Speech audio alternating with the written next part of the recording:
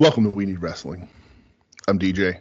Is that an adult beverage you're having? It is. If by adult beverage you mean Dr. Pepper and cream soda, zero sugar. I mean, that's just the king of sodas, so That's right. I agree with that. That's a beverage for the whole family. Right, kings are adults. It works. That's very true. No adult beverages. I may have forgotten that we were recording earlier today. Because this is early. Welcome to We Need Wrestling, everybody. Thanksgiving Spectacular. I may have taken a mushroom gummy earlier. Oh, forgetting. No.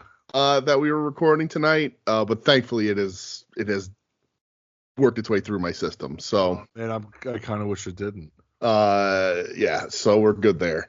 All right. Cool, man. Yeah. Well, so, but Jesus, I don't like them. I'm going to say that right now. I bought them. They're legal ones, and I'm not into them. I don't like them. If that's twice now, they've made me more uncomfortable than anything. So you only like the fake drugs. Yeah, it's fake. I don't know what it is. I don't know how it works. I don't know how they get around, what laws they get around, but they do, because I bought it from a retail shop by the mall. You didn't buy from a gas station? No. I bought them from a head shop. No, these aren't dick pills. I was just saying, that's where you get your dick pills. It's true. It is where everybody gets their dick pills. Shout out Doug. Never forget. He doesn't want me to tell. He doesn't want. Nope, that's okay. It's out there now. People probably assume, all right? They probably assume. What up, Doug? Is not something he wanted me to say ever. They probably already assume. Let's be honest. That's true. It's not because he needs them. It's because he likes them recreationally. Because he abuses them. That's right. Dick pills. They're the next logical step. Jesus. So this is dropping early. We're recording directly after Dynamite. Well, a little bit after, but pretty much after Dynamite, via the Skype machine, because Brett's in vacation mode. I am officially on vacation. You're becoming a world traveler. I will be in international waters. Have you been out of the country before? I have, yeah. I've been to Canada and I've been to Mexico. Oh, you've been into Mexico, huh? Yep. Oh, neat. All right. So this will be my third time leaving the country. All right, good. I've never been to Canada. No, I've been to or Mexico. I think this will be my fourth time, because I've been to Canada twice. Okay. So yeah, I'm officially out of here as of Saturday. Yeah. But officially leaving Pennsylvania Friday morning. So yeah. So this is if you're listening to this, it's Thanksgiving or after. If you're listening to this while you cook your Thanksgiving dinner for your family, thank you and why. Thank you for allowing us inside of your head. Yeah, I guess Canadian international listeners are like, this isn't a holiday for us, you American fucks. Canada's Boxing Day. Yeah, but is it tomorrow? No, I don't know when it is. Right, so like there's tomorrow. They have a holiday that we don't recognize. They do, but tomorrow, as they're listening to this, is just a random Thursday to them. Whereas for us, it's this holiday about turkeys and pilgrims. That makes very little sense if you think about it for longer than 5 minutes. Giving thanks, dude. It is. That's true. So be fucking thankful. How are you, pal? Let's start there with banter. We know you're going on vacation. You're in vacation mode. I am. How are you otherwise? I'm good. I'm like, let's just get me to the boat, please. Yeah, right. That's all I care about right now, I guess. And then I'll care about getting home when I get home. So, I'll be gone. I won't be back until the 7th, I believe. Yeah, which is a Saturday. Mm-hmm. So next Saturday I'll be back home. Okay, so you'll be gone till November. Yeah, I'll be gone to November. So yeah, you're gonna. I don't know what you have in store for next week, but I don't know. I'll figure it out. If you have anything, don't feel forced to. But you won't be here. No, I will not. So I have a plan. I've asked around. I haven't asked everyone to complete the plan yet. But we'll see what happens. I guess I probably should get around to doing that. But if it is just like an episode of like you guys talking about how like cool you think I am, okay, that'd be pretty cool. All right, a Brett retrospective. I like it. I'm not dead. Yeah, well, that would be in memoriam. Well, that's true. This will be so. All right, so Brett, this is your life. Yeah, so I'll spoil it here. That's exactly what I'm doing. I got what was her name? Yarple the clown. What the hell was her name? To come on the show, and we're gonna do a Brett, this is your life episode without you here. That'll be a nice surprise for me to listen to. Right, exactly. I want you to come home and listen to an hour and a half of people praising you, because I know how much that'll make how happy that'll make you feel. Yeah. You know how uncomfortable I get when that happens. So no praise for me, please. Yeah. Only kick me in the dirt. All right. Don't do that either. So we're gonna have a Brett hate fest. A Brett roast that I'm not there. Right. That'd be real effective. WeNeedWrestling presents Why Brett Sucks. Yeah. Yeah. It'll be like one of those where it's just like, oh man, Brett, I can't believe they said that about you. I'm like, cool, I didn't listen. What if I got people together and we ranked you against other Bretts? And we're like, here's a list of Bretts. Where does Brett fall into that? Well, I know I'm automatically not number one because that's Bret Hart.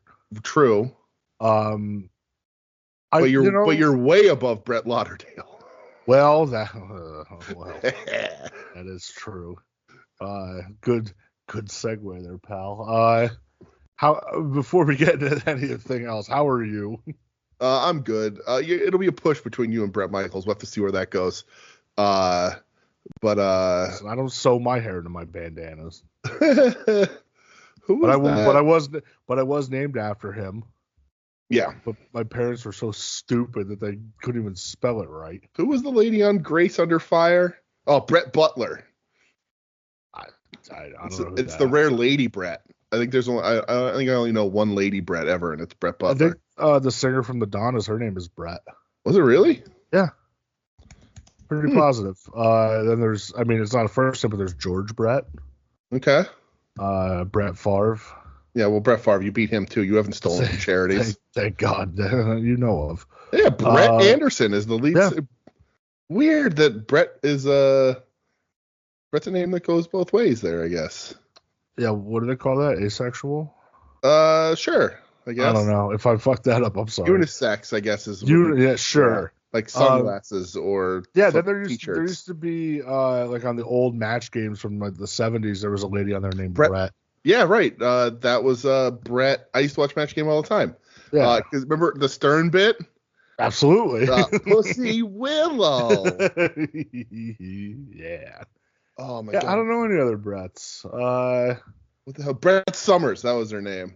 Yeah, Look at that. Huh. Didn't Broski, didn't he wrestle as like Brett Matthews or some shit? I mean, probably, but who gives a shit? Yeah, well, that's true. I'm not counting that one. Man, the Donna's the lead singer of Donna's born in 1979. She's 5 years older than me. 10 years older than me. Wow. Huh, I love that band. That band's great. What a babe. Oh, she did the vocals for That 90s Show theme song on the Netflix. She sure did. Yeah, I didn't know that. That 90s show, that wasn't very good. No. We're not talking about that 80s show with Dennis from I know that 80s show. One of the saddest things about the Donnas is that the reason why they don't really play anymore is because the drummer never learned how to drum properly, and she blew out both her shoulders. She sure did, and they were just like, well, we're not going to continue. And I'm like, right. Why? Yeah. Like, it's not like Bolt Thrower, their drummer died, and they just said they're done. Right. That I get. Her shoulders went out. Right. Learn how to play without shoulders. Yeah. Get somebody else in there. Come on. That's right. What's Colin Young up to? He could do it. Oh. Just add another band to the resume.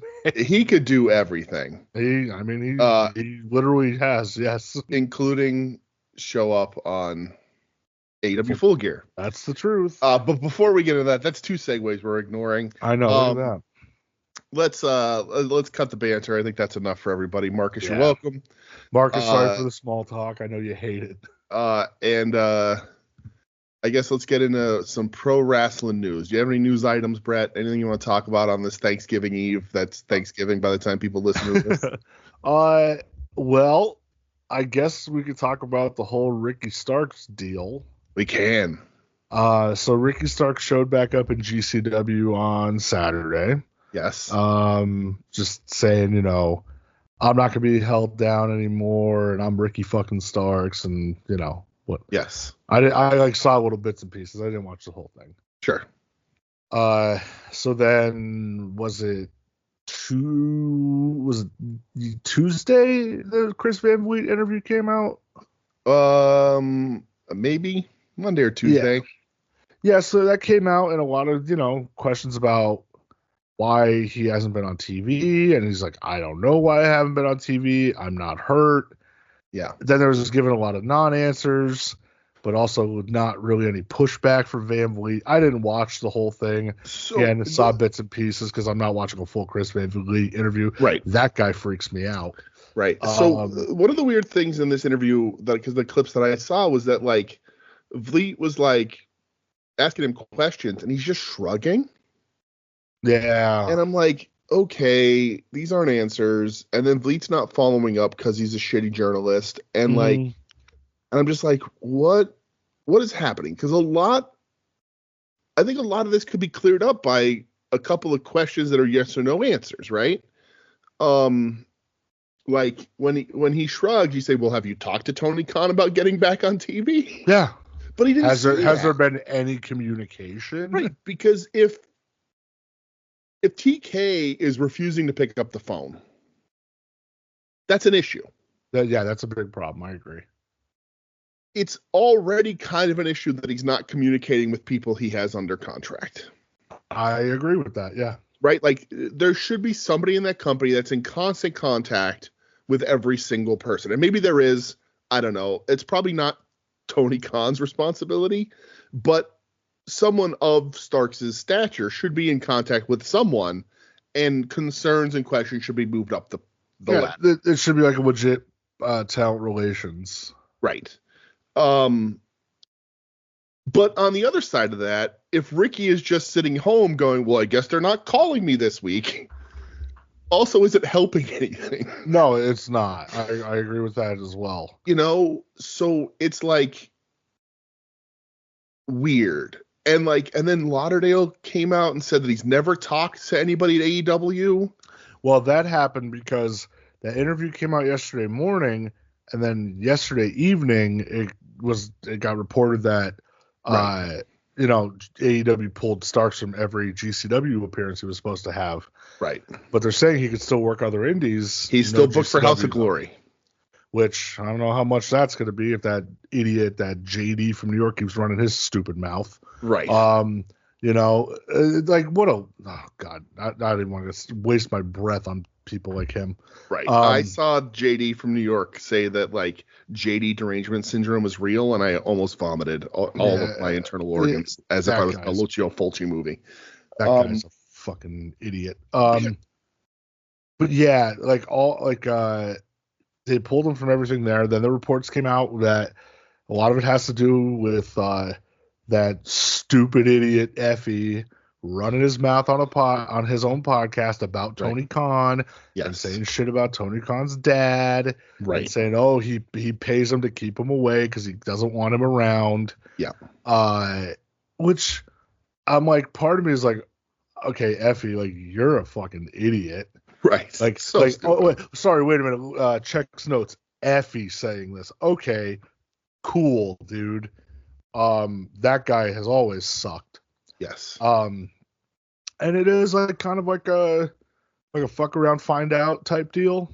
Right. Absolutely. If Tony comes across these comments or somebody sends it to him and he sees it, are you gonna willingly work with them? Right. And Lauderdale kind of distances himself from Effie today, just being like, those are his thoughts on his own podcast, and A lot of people are like, bullshit. You're the one telling him to say this stuff. Right. You yeah, know. and Lauderdale's saying that he's never talked to anyone at AEW. It's like, well, somebody did, because you have to book these talent through AEW in some way. So somebody at least talked to, whether it's Christopher Daniels or Sean Dean or whoever is the sort of de facto head of talent relations of whatever capacity of a division that is for this company. Yeah. And like the thing with Effie, like Effie was also like bitching about the coverage and then like put out the extended clips and was like, judge for yourself. So I listened to them. He's just trying to get clicks. That's all. Right. And I was like, yeah, no, you totally like said that like Tony Khan's dad doesn't want him around, even though we've all seen Tony Khan in like the Jags war room and shit. Sure. Yeah. But like they're trying to like, and listen, work, shoot, all that fucking garbage. Broski came out, was like, I pulled my creative control to get that fake indie wrestler off the show, whatever. Well, that's just Broski trying to right. It's Broski trying to right.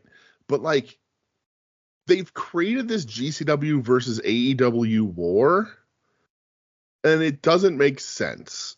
Oh, it makes total sense. Well, it makes sense from GCW's perspective. Yeah, who's working with GCW? Right. Oh, WWE. Right. Exactly. But like them, like saying, like Effie's like, they have no buzz, we have all the buzz. It's like, no, you don't. No, you really don't. You haven't had buzz since the first Cardona death match. Right. The buzz this week about GCW was that they were giving away free tickets at an AEW show. Yeah, like, and like, even that though, I was like, who cares? Like, right. Who cares? Like honestly, who gives a shit? It ain't the first promotion of paper in town. No, my God, no. And like, it's just still hilarious that they're running Hammerstein again on the basis of, yeah, that first show did kind of suck, huh? Right. Like, so that's kind of hilarious to me. That was another thing that Effie said too. Effie was like, you know, there's rules, like, you know, they shouldn't be able to run the same building as us that close together because, you know, the unwritten rules of wrestling. And I'm like, all right, guys, God. Like, it's, come on. And like, and again, like you said, it's Effie. So it's just like, oh my God, shut up. Yeah. Dude's a fucking clown. So like, it's just so silly to me. And like, you know, I hope that this is enough talk that it gets Starks on TV. I, you know, part of me like thinks, okay, like let's finally get past whatever weirdness has been going on with them. Right. But I don't know. I mean, I know we had discussions in the Soon to Be Named Network Discord about Ricky Starks yesterday. You know, from every opinion ranging from not my guy to I love him. So yeah, right. And I'm in the middle. You know, you're a bigger fan than I am. I don't think he's bad in any way. I think I'm full team Ricky. Like he's obviously a talented dude.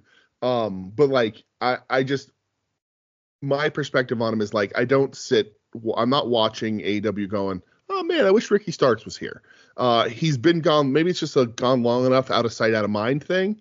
I mean, and I do like what he did. I know he sort of made comments saying that he didn't love him and Big Bill together. I liked him and Big Bill together a lot. That was fun. But it's a weird mess.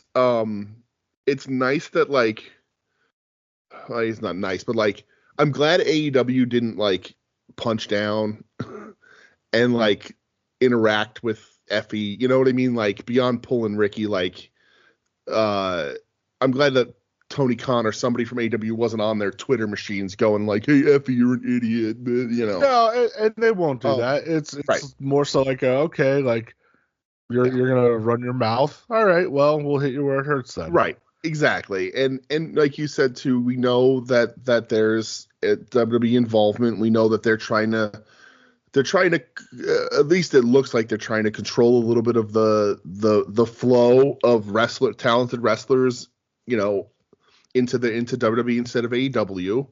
We'll see how that works. You know, but like, if I'm GCW, I mean, all right, how many WWE talents, like potential WWE talents, does GCW fucking have? For real? None. Right. They're not clamoring for Broski. You know, like listen, like, here's the thing. Like, I am not completely anti-GCW. Me either. I'm not. I've been to GCW shows. They've been fun.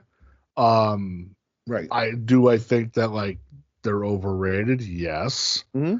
But yeah, like, it's just, I don't know. I don't see the hype. I don't get it. Like, I don't go out of my way to watch it, really. Like, I think the last thing I watched was like a Dom and Kevin Koo match in GCW, right. Yeah, it's just, I don't know, maybe if you'll get WWE ID'd or something, or right. Who knows? If that's what you're angling for, go for it, dude, I guess. Right. They're top guys. And again, I don't want to sit here and bury GCW, but like, I hope they're not sitting at home thinking, well, if I'm a good soldier, I'll get that call, because I mean, a lot of those guys just don't have it. And we could talk about the buzz and what was their top, what was their downfall, all that sort of stuff. The fact of the matter is GCW did build themselves into being a pretty important indie over the last bunch of years. But that's their ceiling. Yeah. Right. I think you get probably better matches and content out of an indie like AIW. Oh, absolutely. Than you do out of GCW, but GCW is better at the marketing and the controversy and all that kind of shit, right? Well, and AIW, they stay regional, right? Where GCW, they are like a bit of a touring brand, Sure. Like, and they do California a lot. I know they were in Hawaii, so they do get around. I will give them that, sure. No doubt. For sure. But I just don't go out of my way to watch it. Right. And there's a very funny thing. Nothing there interests me at this point. That we talked about, not last week at the Road Trip show, but you and I the week before, where we talked about the NXT ECW show. And how we were both sort of done with ECW revivals and tributes. Like, it's such diminishing returns. It's just exhausting at this point. And now GCW is running Hammerstein, and the first three people they announce are Masato Tanaka, Tajiri, and Lil Guido. Yeah. Yep. And like, listen, I love Tajiri. I love Masato Tanaka. I think Super Crazy's on that show too. Okay, great. I loved Super Crazy. 2024 though, there's certainly an audience for it, right? If it's something's cool, but like, I'm not like, 2024. God, I can't wait to see Tajiri versus Super Crazy again. Yeah, me neither. They're tired. It's just tired. And I get it. You're in the Hammerstein. But it's tired. And you're not going to be the next ECW. There shouldn't be a next ECW. And I'm just like, all right, run your mouths, book ECW. Like, let's, if you book Sally Graziano, then we're going to have a conversation. If Big Sal shows up, then we'll talk. But it's just, I don't know. All of it's exhausting to me. But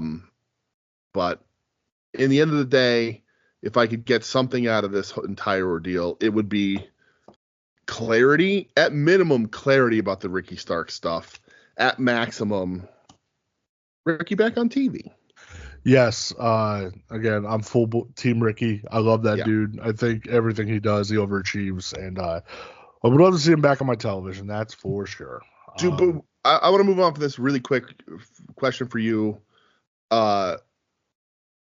Because Ricky also speculated about his Cody relationship and him being on security camera and all that. I don't think that's that big of a deal. I think that's all blown up out of proportion. Who gives a shit?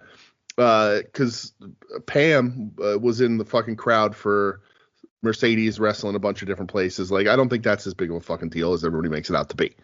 That being said, that's what Ricky kind of said too. He's like, who fucking cares? Like, do you think Ricky would be successful in the WWE? I'm in the middle. I don't know. I truthfully don't know. I don't know, because I assumed you'd have him in NXT, right? Which he would take over, which I just don't watch. Like, it's just, I don't know. I don't really know, to be honest. Yeah, it's interesting to think about because he is sort of that tailor-made guy for the WWE. Go to NXT, dominate there, and then either rise to the top of that card and then slowly slide down it because that you've done what you needed to do, Sure. or get called to the main roster and just sort of twist in the middle somewhere. Which is like what everybody does now. Like, you know what I mean? That's sort of like NXT is feeding the middle. Yeah. Like, it's very weird. But yeah, I just, I would assume that's where he wants to be. I know he has friends there. I don't know, again, this is all assumption. I don't know Ricky Starks. But if AEW is not going to use them, then of course you go that you try and give it a shot there and see what happens. Sure. I agree with that. If you're not being used, then yeah, go there. Why not? But it's interesting that this is now a couple of occasions because we also saw something with Ray Phoenix and Penta. Like Tony has said that he won't let people out of contracts. Like we signed a contract, we're gonna ride this contract out. Yeah. And then he adds time on and all that, and it's really interesting because like he seemingly only pulls the trigger on like injury time, and Ricky could get injury time added. He's been hurt. Yeah. Not he's not now, but he has been in the past. Tony only seemingly pulls that trigger when people talk shit. Yeah, it's nothing wrong with that. Right, like Penta and Phoenix would be in WWE by now. Yep. If they weren't running their mouths. Yeah, and if Conan also wasn't running his mouth. Right, and that's the thing. It's like, and I understand you can't control other people, but you can say like, hey, don't blow up my fucking spot here. Sure. And just, just zip it until the ink's dry on a different deal, and then we'll talk about it. Yeah, just learn to shut up. So, all you have to do. Think about I'll use Ethan Page as an example. Ethan has a reputation, but Ethan went to NXT, the next fucking day? Like, it was quick. Yeah. And it was because he waited until he was done. Yeah, he just waited till the contract ran out. And then said, this place sucks. Yeah. I'm out. Like, yeah, that's it. That was it. It's an easy formula. Sure. I agree with that. It's just interesting. But wrestling is wacky. And it's a weird world. As much as we do talk about this kind of stuff here, it is some of my least favorite aspects of professional wrestling. I said this to you the other day. Like, I missed when we didn't know everything about wrestlers outside of wrestling. Sure. That being said, those days. Really quick before we move on to the wrestling, one more little news piece because I did Google the news, and it's not a ton of great stuff on here. Xia Li signed with TNA. That's fantastic news. There you go. Next time we're at Philly, brother. I'll be there. Yep. But with bells on, if she is the meet and greet, I will be a very happy boy. I'll even pay for it myself this time. But ESPN put out the 30 best pro wrestlers under 30. Oh yeah, I glanced at. I didn't. All right, really so peruse it that much. Yeah, I'm gonna hit you with a top 10. Okay. And I just want to see if there's anybody that comes in the mind that you like. Who would you pull to add? It doesn't have to be like I'd put this person at number 4 or whatever. But like, would you pull? I'm not gonna tell you. You have a general idea who's under 30. And I'll let you know if they're on the list. But would you remove any of these 10 off of this list? Okay. Number 1 was Dominic Mysterio. I'd leave him. I think that's great. That was MJF's spot. Dom rules. Yeah. Number 2 is Max. MJF. I'd leave him. Okay, he's 28. Yeah, Dom Mysterio's 27. Number 3 is Tony Storm. Absolutely left. Number 4 is Rhea Ripley. Oh, for sure. Okay. Number 5 is Mariah May. Yep. Who's 26. She's the youngest person on this list so far. Which is crazy. Number 6 is Takeshita at 29. I'd leave him. Yeah. His last year to be on this list. Same thing with Tony Storm. Number 7 at 27 years old. Last year's rank was 13th. Jack Perry. He can get the fuck off my list. 100%. That's one. Number 8 at 25 years old. Now the youngest person on this list. Not even ranked last year. Kyle Fletcher. Yeah, 100%, dude. Okay. Last year at 29th is now number 9, Danny Garcia. Yeah, I'd put Danny on there. I would pull Danny out of my top 10. He'd be in the top 20. Yeah, okay, yeah. I'd agree with that. I'd keep him on the list, maybe not top 10. But. He'd be in the 30. He wouldn't be in my top 10.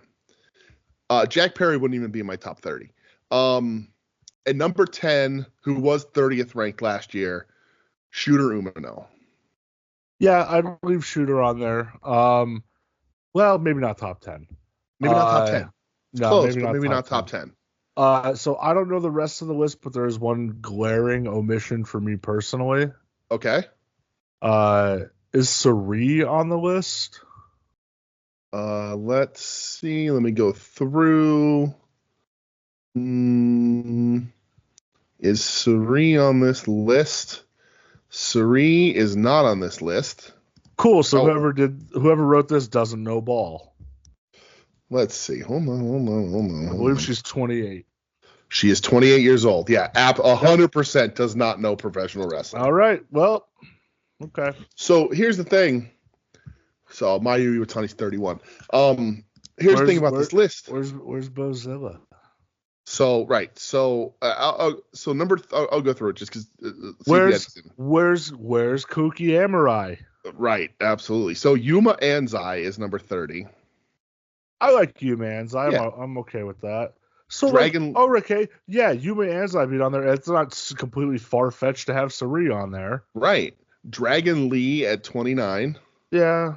Shun Skywalker at 28. Okay. Shun's all right. Jamie Hayter at 27. Yes. Julia Hart at 26. Yep. The straightest wrestler to ever exist, Utami Hayashishita. Of course, that's straight woman. At 25. Here's the one that I think would probably squeak into my top 10, replacing Shooter Umino, who's at 24 on this list. Gabe Kidd. Yeah, absolutely. That dude is crazy good right now. Gabe Kidd rocks. Crazy good right now. Yep. Yuma Aoyagi from All Japan, if I'm saying that right. He's at 23. Logan Paul at 22. Shouldn't be on this list. Just doesn't compete enough. Just doesn't have the level of the number of matches, I think, to qualify for this list. It's hard because, like, anytime that he is on TV, he does make an impact. Sure. Absolutely. So he was ranked 10th last year. He is 22nd now. Okay. Then we're looking at Wheeler Yuta at 21. Fine with that. Roxanne Perez at 20. Sure. Mascara Dorada 2.0 at 19. Yeah, so like I don't know enough about Mascara Dorada, so for me, I'm like that's like an incomplete. Yeah, Tiffy Time at 18. Yeah, I get it. Hook at 17. Yeah, I understand that. Jordan Grace at 16. Sure. Would not be on my list at all. Austin Theory at 15. No, he could. You're gonna tell me that Austin Theory's on this list that Sari's not on is insane. That's insane to me. Number 14. This is her last year possible because she's 29 years old, and this would be my other replacement. Moving Shooter and Jack Perry, I'm putting Gabe Kidd and Chris Statlander. Yeah, for sure. Stat should be on there. Like 14, it's still a good ranking, but like Stats. Yeah, there's nothing wrong with that. Stats killing it. Stats awesome. Yeah. 13 is El Hijo del Vikingo, who's very good. Sure. 12 is Kaito Kiyomiya. We're going to talk about him later. And 11 is Braun Breaker. Okay. Yeah. I mean, the majority of that list, I agree. Like, I agree with them being on the list. Placement could be moved around, but there's a few where I'd go, nah, not for me. But no Sari, no thanks. List is a joke. I also just got really mad until I found out that Willow Nightingale's 30. So yeah, yep. There you go. January 25th is her birthday. So there you go. It's a fine list. It's not great. You can move some people around. But yeah, just two drops out of. I don't know if Dom would be my number one. But Dom's a pretty impressive cat. So, he deserves to be around there. I mean, somewhere. like me, I'd probably put Suri at number one. Yeah, sure. I'd put Rhea at number two. Yeah. Because she's like an actual like massive star. Yeah. So with MJF at number two, like, granted, big star, top dude, whatever, he hasn't had this best year. So I would put him way down. Maybe I would drop him out of my 10 because I don't like him that much personally. But like he had sort of a light year. Yeah. So like for him to beat like Tony Storm, I'd keep him in my 10. Yeah, like because like Tony Storm had an incredible year. Yeah, Tony did. Mariah had a great year. So right. Yeah. So. Yeah, those lists are always interesting, but yeah, no Suri means no thanks. Right. How dare you? Jack Perry in your top 10 is just a mistake. So not for me, dog. That's just what it is. But all right, that's it. That's it for news. Everybody, you're welcome. Let's I guess get into what we watched, what we did, where we were. Yeah. So I guess the only thing I have from WWE land is Mr. Phil is officially back, and he's joining the OG Bloodline for War Games. Okay, right. So you got Roman, the Usos, Sammy, and Phil with Paul Heyman against the new Bloodline, which is Solo, Jacob Fatu, the Tongans, and Bronson Reed. Okay. So, hey, somebody better get color. That's all I know. It's a War Games match. Oh, yes. Phil, if you got anything left in that soul of yours, teach these young kids how to bleed, all right? Yeah. Not that weird, violent blade job from All In London. That still freaks me out. That man was very violent that night. But, I mean, I'm going to be on a cruise ship when this is happening. I'm going to try to watch it. My nephews are very adamant that they want to watch it while on the ship. So, yes, we're going to try to make it happen. Yeah. That's awesome. I hope it works out. Yeah, because that is this upcoming Saturday. I don't want to spoil a segment for later, but did you buy your Phil Ultimate? I've had that pre-ordered for a while. Oh, it's been up for a while. I didn't know that. Yeah. Okay. I saw the pictures of it, like the picture came out without the chest tattoos, and everybody freaked out for a little bit. Oh, I know. Like, calm down, people. Yeah, but I didn't know that it was literally a test shot for a while. Yeah. Yeah, it's been up for a while. People are getting them, I guess. I don't know. Yeah. But I've had them pre-ordered. All right, good. Glad to hear it. Yeah, nothing else from WWE though. No, I didn't watch nothing. No. Let's see. Let me open up my notes app. Yeah. Let's see. Get them notes out. Rampage, no, I didn't watch it because we were there. So I had nothing to watch on that show. No Collision, obviously, because it was preempted by AEW Full Gear. Yeah, I did watch Rampage, but I had a snowpocalypse at the house, so it was like in and out for a little bit.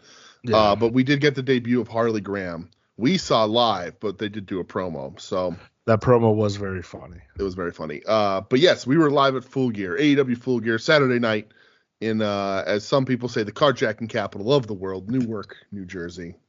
We're at the Pru. Yes. Good times rocking Who plays at the Pru? New Jersey Devils. Oh, that's it? Yeah. Okay. They're the only professional sports team that New Jersey has. Oh, well, I mean, that's not entirely true. They also have the Giants and the Jets, but yeah, I said professional sports teams. Ooh. Harsh. I like that Aaron Rodgers is like, yeah, I'm going to play next year, but for a different team. You were supposed to save this team, you ayahuasca drinking fucking stooge.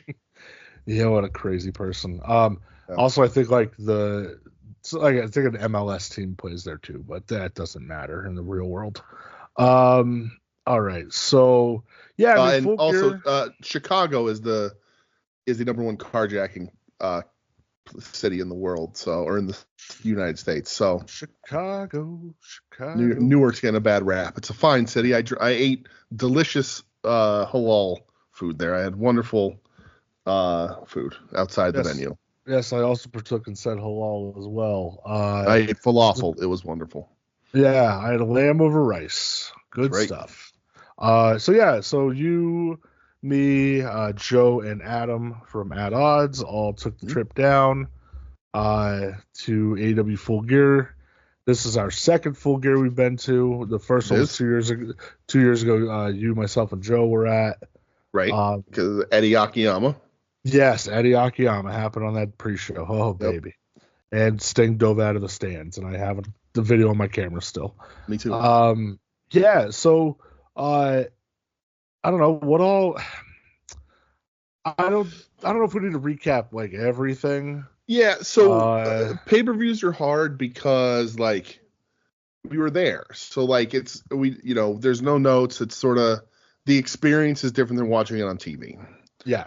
And it's also, been 4 days. Everybody who said everything about Full Gear has already been said. Yeah. But the highlights, I think we can sort of hit all that. I think it was listen, let me just get this out of the way right now really quick. The biggest pops of the night were for the Costco kids and the Rizzler. Yeah, 100%. I went into this weekend and we had seen him at Dynamite. As we said, we saw the weigh-in live. And I went in hating these guys. I creeped out, and I'm still a little bothered in a Dance Mom's way. I did see a thing that I thought was an interesting take. I saw an interview with Big Justice and AJ, and they were like, do you not go to school anymore? And Big Justice was saying that or AJ was saying that Big Justice goes to like a hybrid school because where he went to school, the teachers and the administration had kids in that school of famous parents, but never had a famous kid before.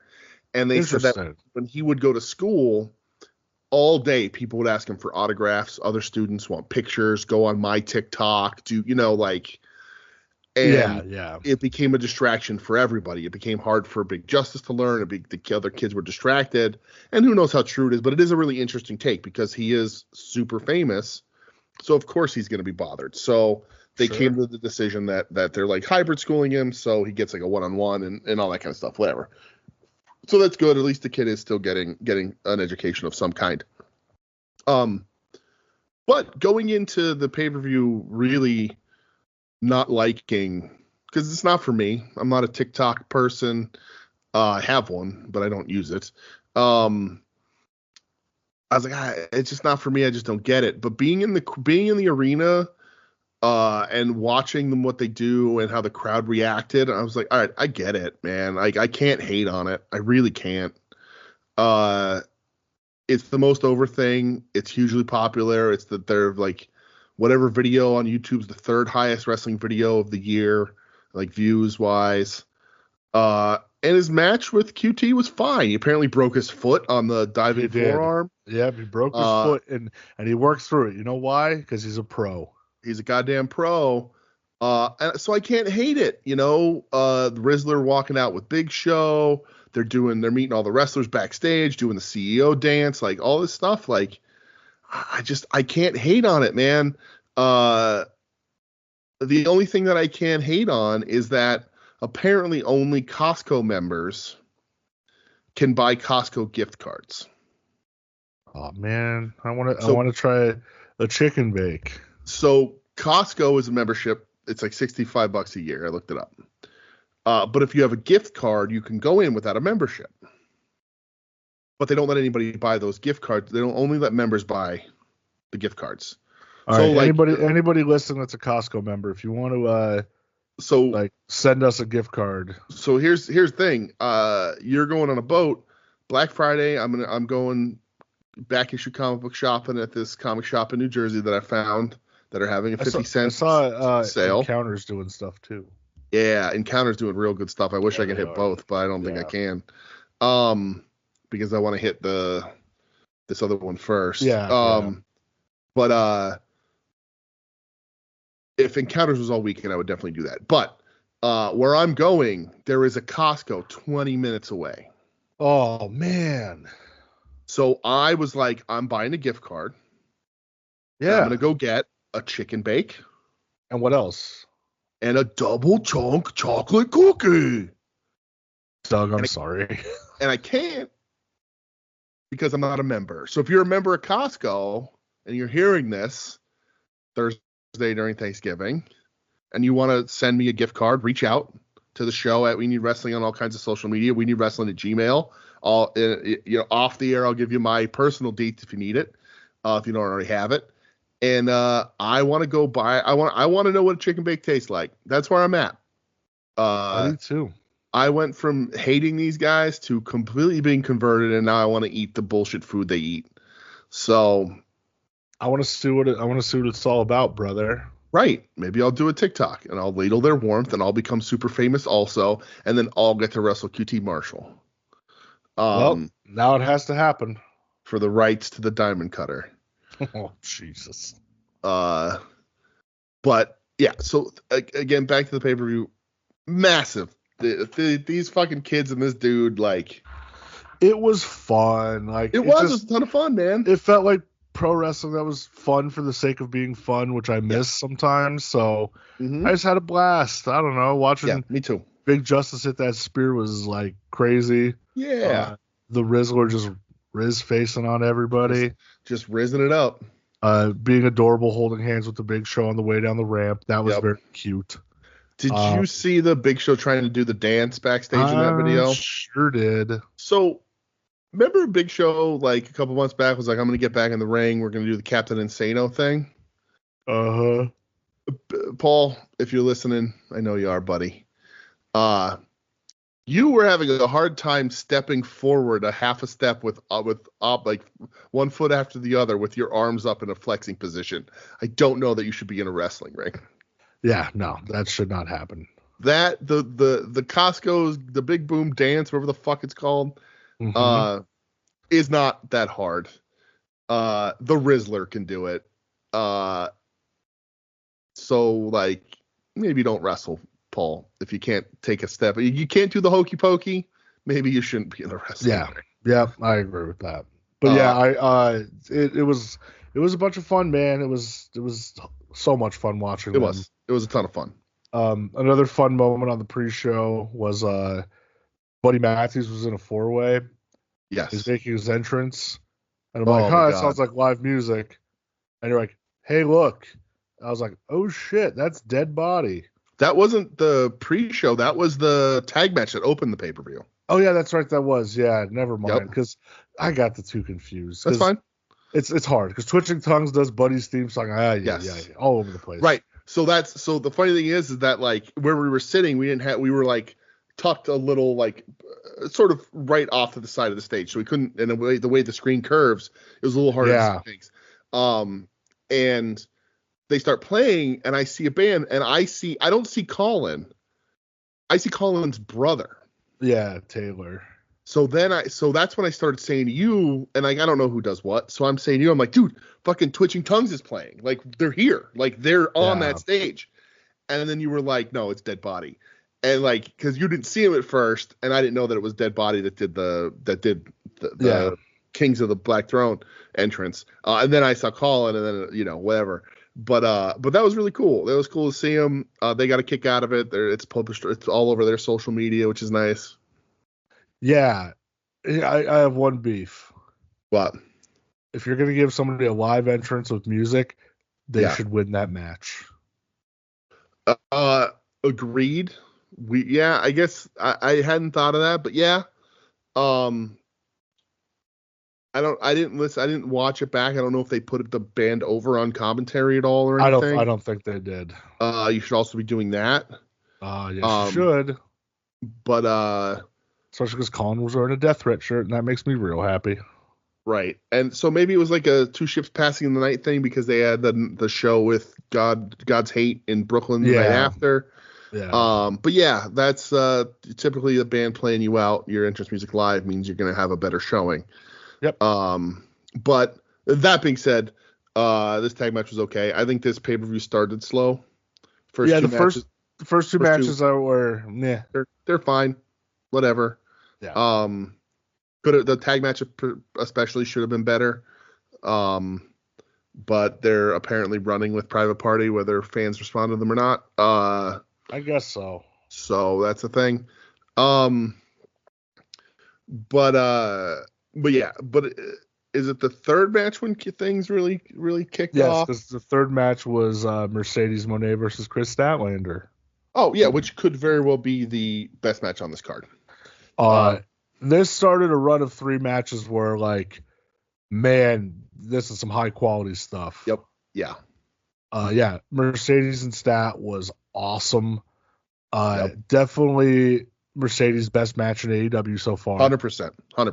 Yep. Her and Stat had really good chemistry. I thought it was so good, dude. Yeah. Yep. There's a handful of there's maybe 4 matches out of this show, maybe 3, that if you were like, that's the best match of the night, I wouldn't argue. And this is the first one of them. This is really good. Yep. This was really good. Like, not just good for a Mercedes Moné match. Like, this was good. They crushed it. Yep. The crowd was super into it. Yep. Absolutely. Because the crowd did not care for MJF Roderick Strong. No, not at all. It was not a good match. I'm just so over that whole thing. Me too. So this is where the pay-per-view started. Yeah, it really picked up here. Right. Yeah, I thought that they did such a good job. Absolutely.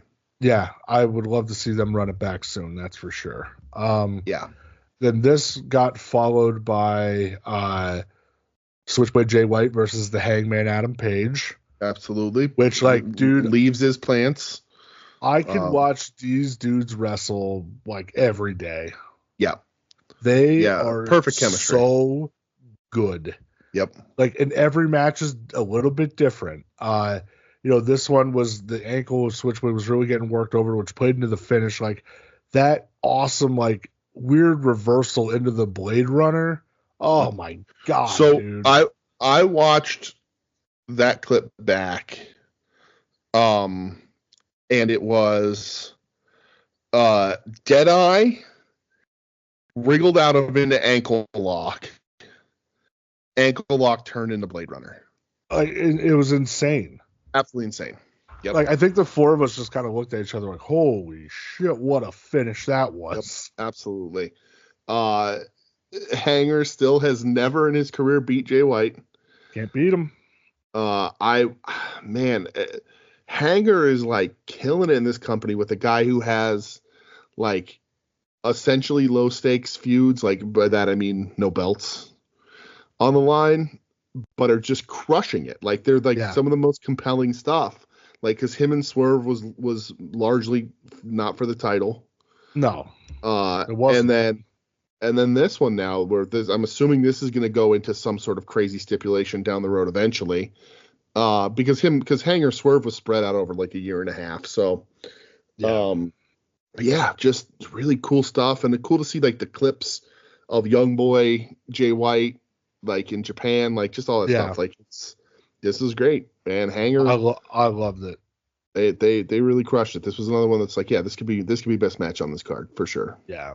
And then the third match, the match after this. Yeah. Kyle Fletcher versus Will Ospreay. Yes. Brother, you want to talk about 2 dudes going for it? Mm-hmm. My goodness. Yeah. What a match.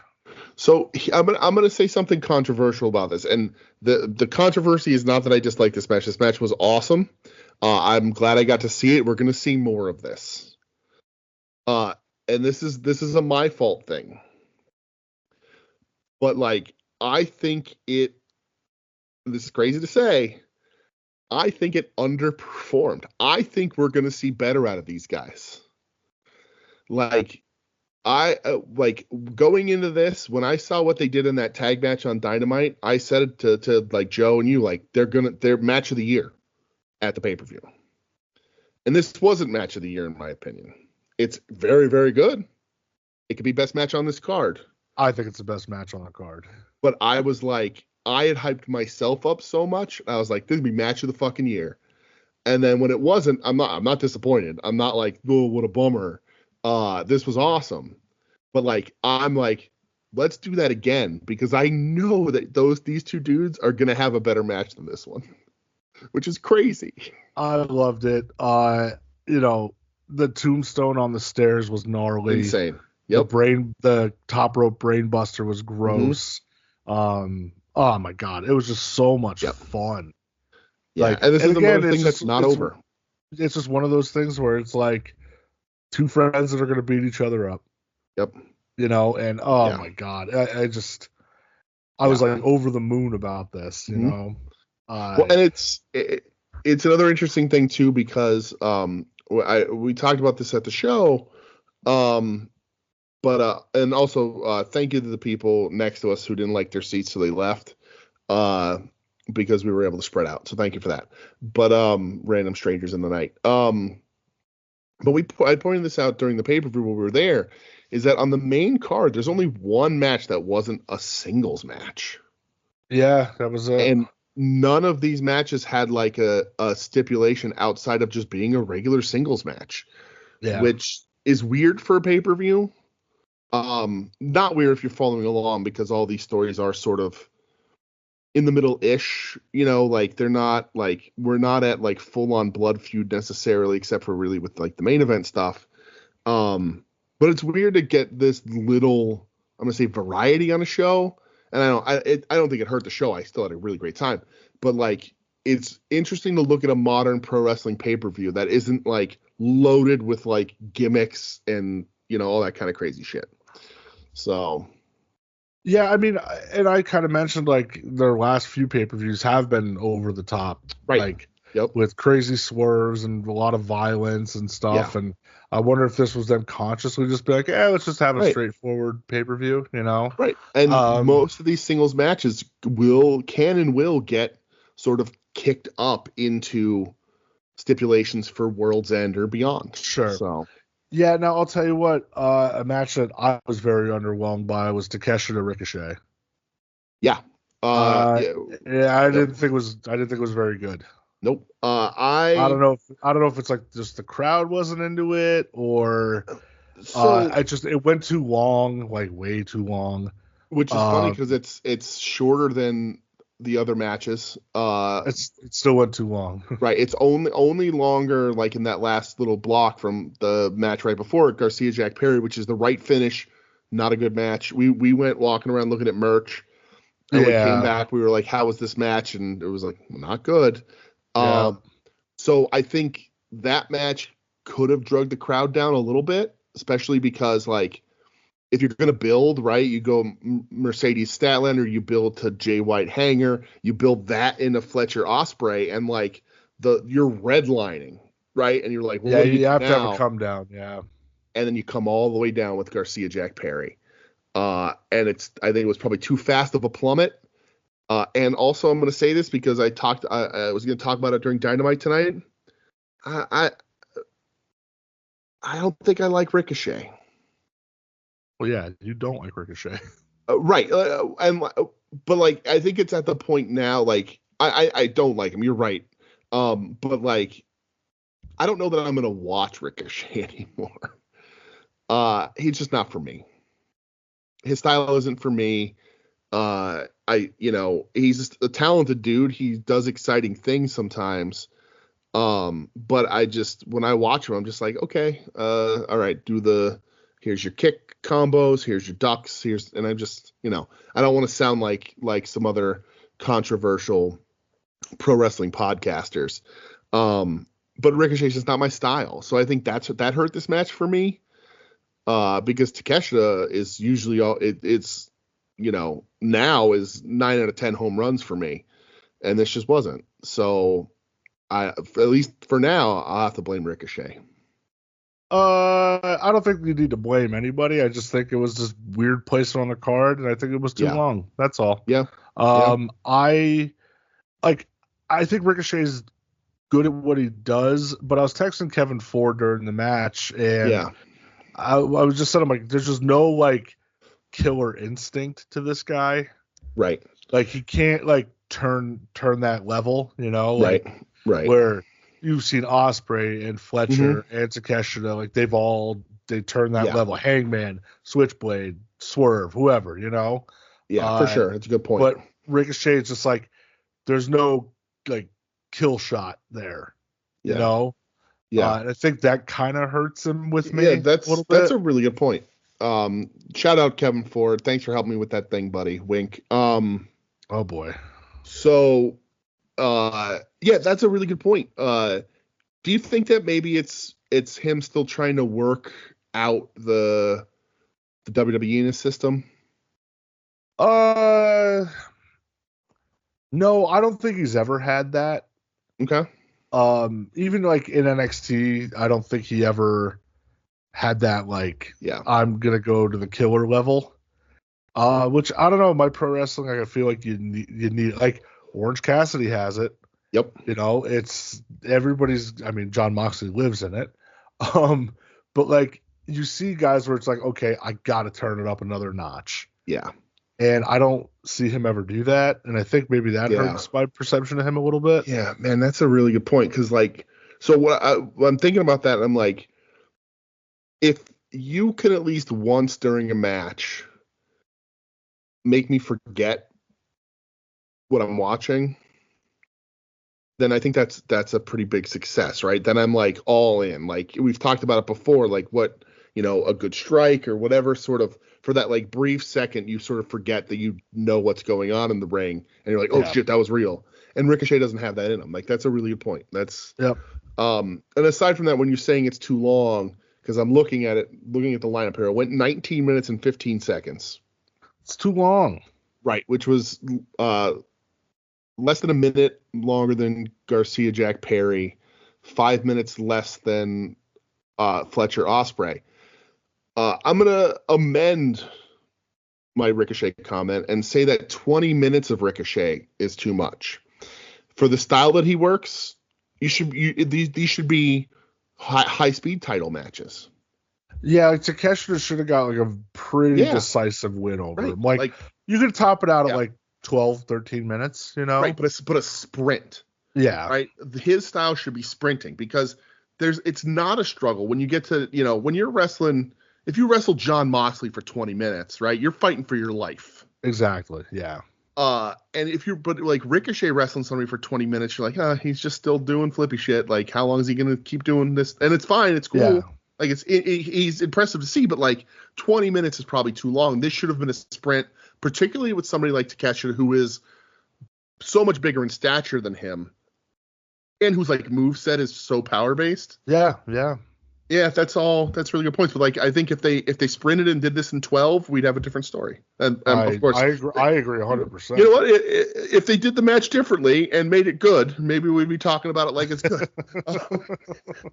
If they changed everything, if you just didn't do what you did, then maybe it'd be better. Right. Yeah. Now, listen, the last two matches of the night, Bobby Lashley versus Swerve. Yes. This is exactly what I wanted it to be. Absolutely. Swerve kind of got his ass handed to him. Sure did. To show like, okay, we're at a different level now with Big Bob Lashley. Right. And I was texting Tim and Marcus during this, and I was like, Lashley came with his working boots. Mm-hmm. He was playing ball. I mean, he looked good. He looked really good in the ring. But it's all about the power, I agree. the spear through the guardrail. I loved that Swerve when he did that like jumping stomp through the table. That was sick. Yeah. But like it comes down to like once Lashley gets a hold of you, you're done. Right. Absolutely. Like, you are just absolutely done. And we kind of talked about that with Brody like a couple weeks ago. It's like when he gets his hands on you, you're done. Right. Like you don't kick out. You're finished. And that's the way big guy wrestlers should be booked. It's the way it should be. Absolutely. That you have to maintain a threat for these big imposing characters. Yeah. And it's tough because then it's like, well, small guys can't win against them, and I don't think that's true. No, they can win against them. There's nothing wrong with that, but you have to tell the story the right way in the ring. Yeah, you need to establish like, no, these are killers out here. Like, right. They will hurt you, which is the Hurt Syndicate. We hurt people. That was fun. Crowd was loving that, by the way. The We Hurt People chants. Yeah, MVP they were playing to them. Yeah, they were very into it. That it wasn't my favorite match of the night. I don't think it's yours either. No, but I liked it a lot. Me too. But maybe the most fun I had seeing live were these guys, because I've never seen these guys live before. And so hearing the crowd react to guys that I really like and respect, I really like MVP. I fucking love Shelton Benjamin. Oh God. and Bobby, I'm not a huge Bobby guy. I don't know a ton of his career. I'm a TNA guy. I wasn't watching. I didn't watch a lot of his WWE run, but like he's also a undefeated MMA fighter.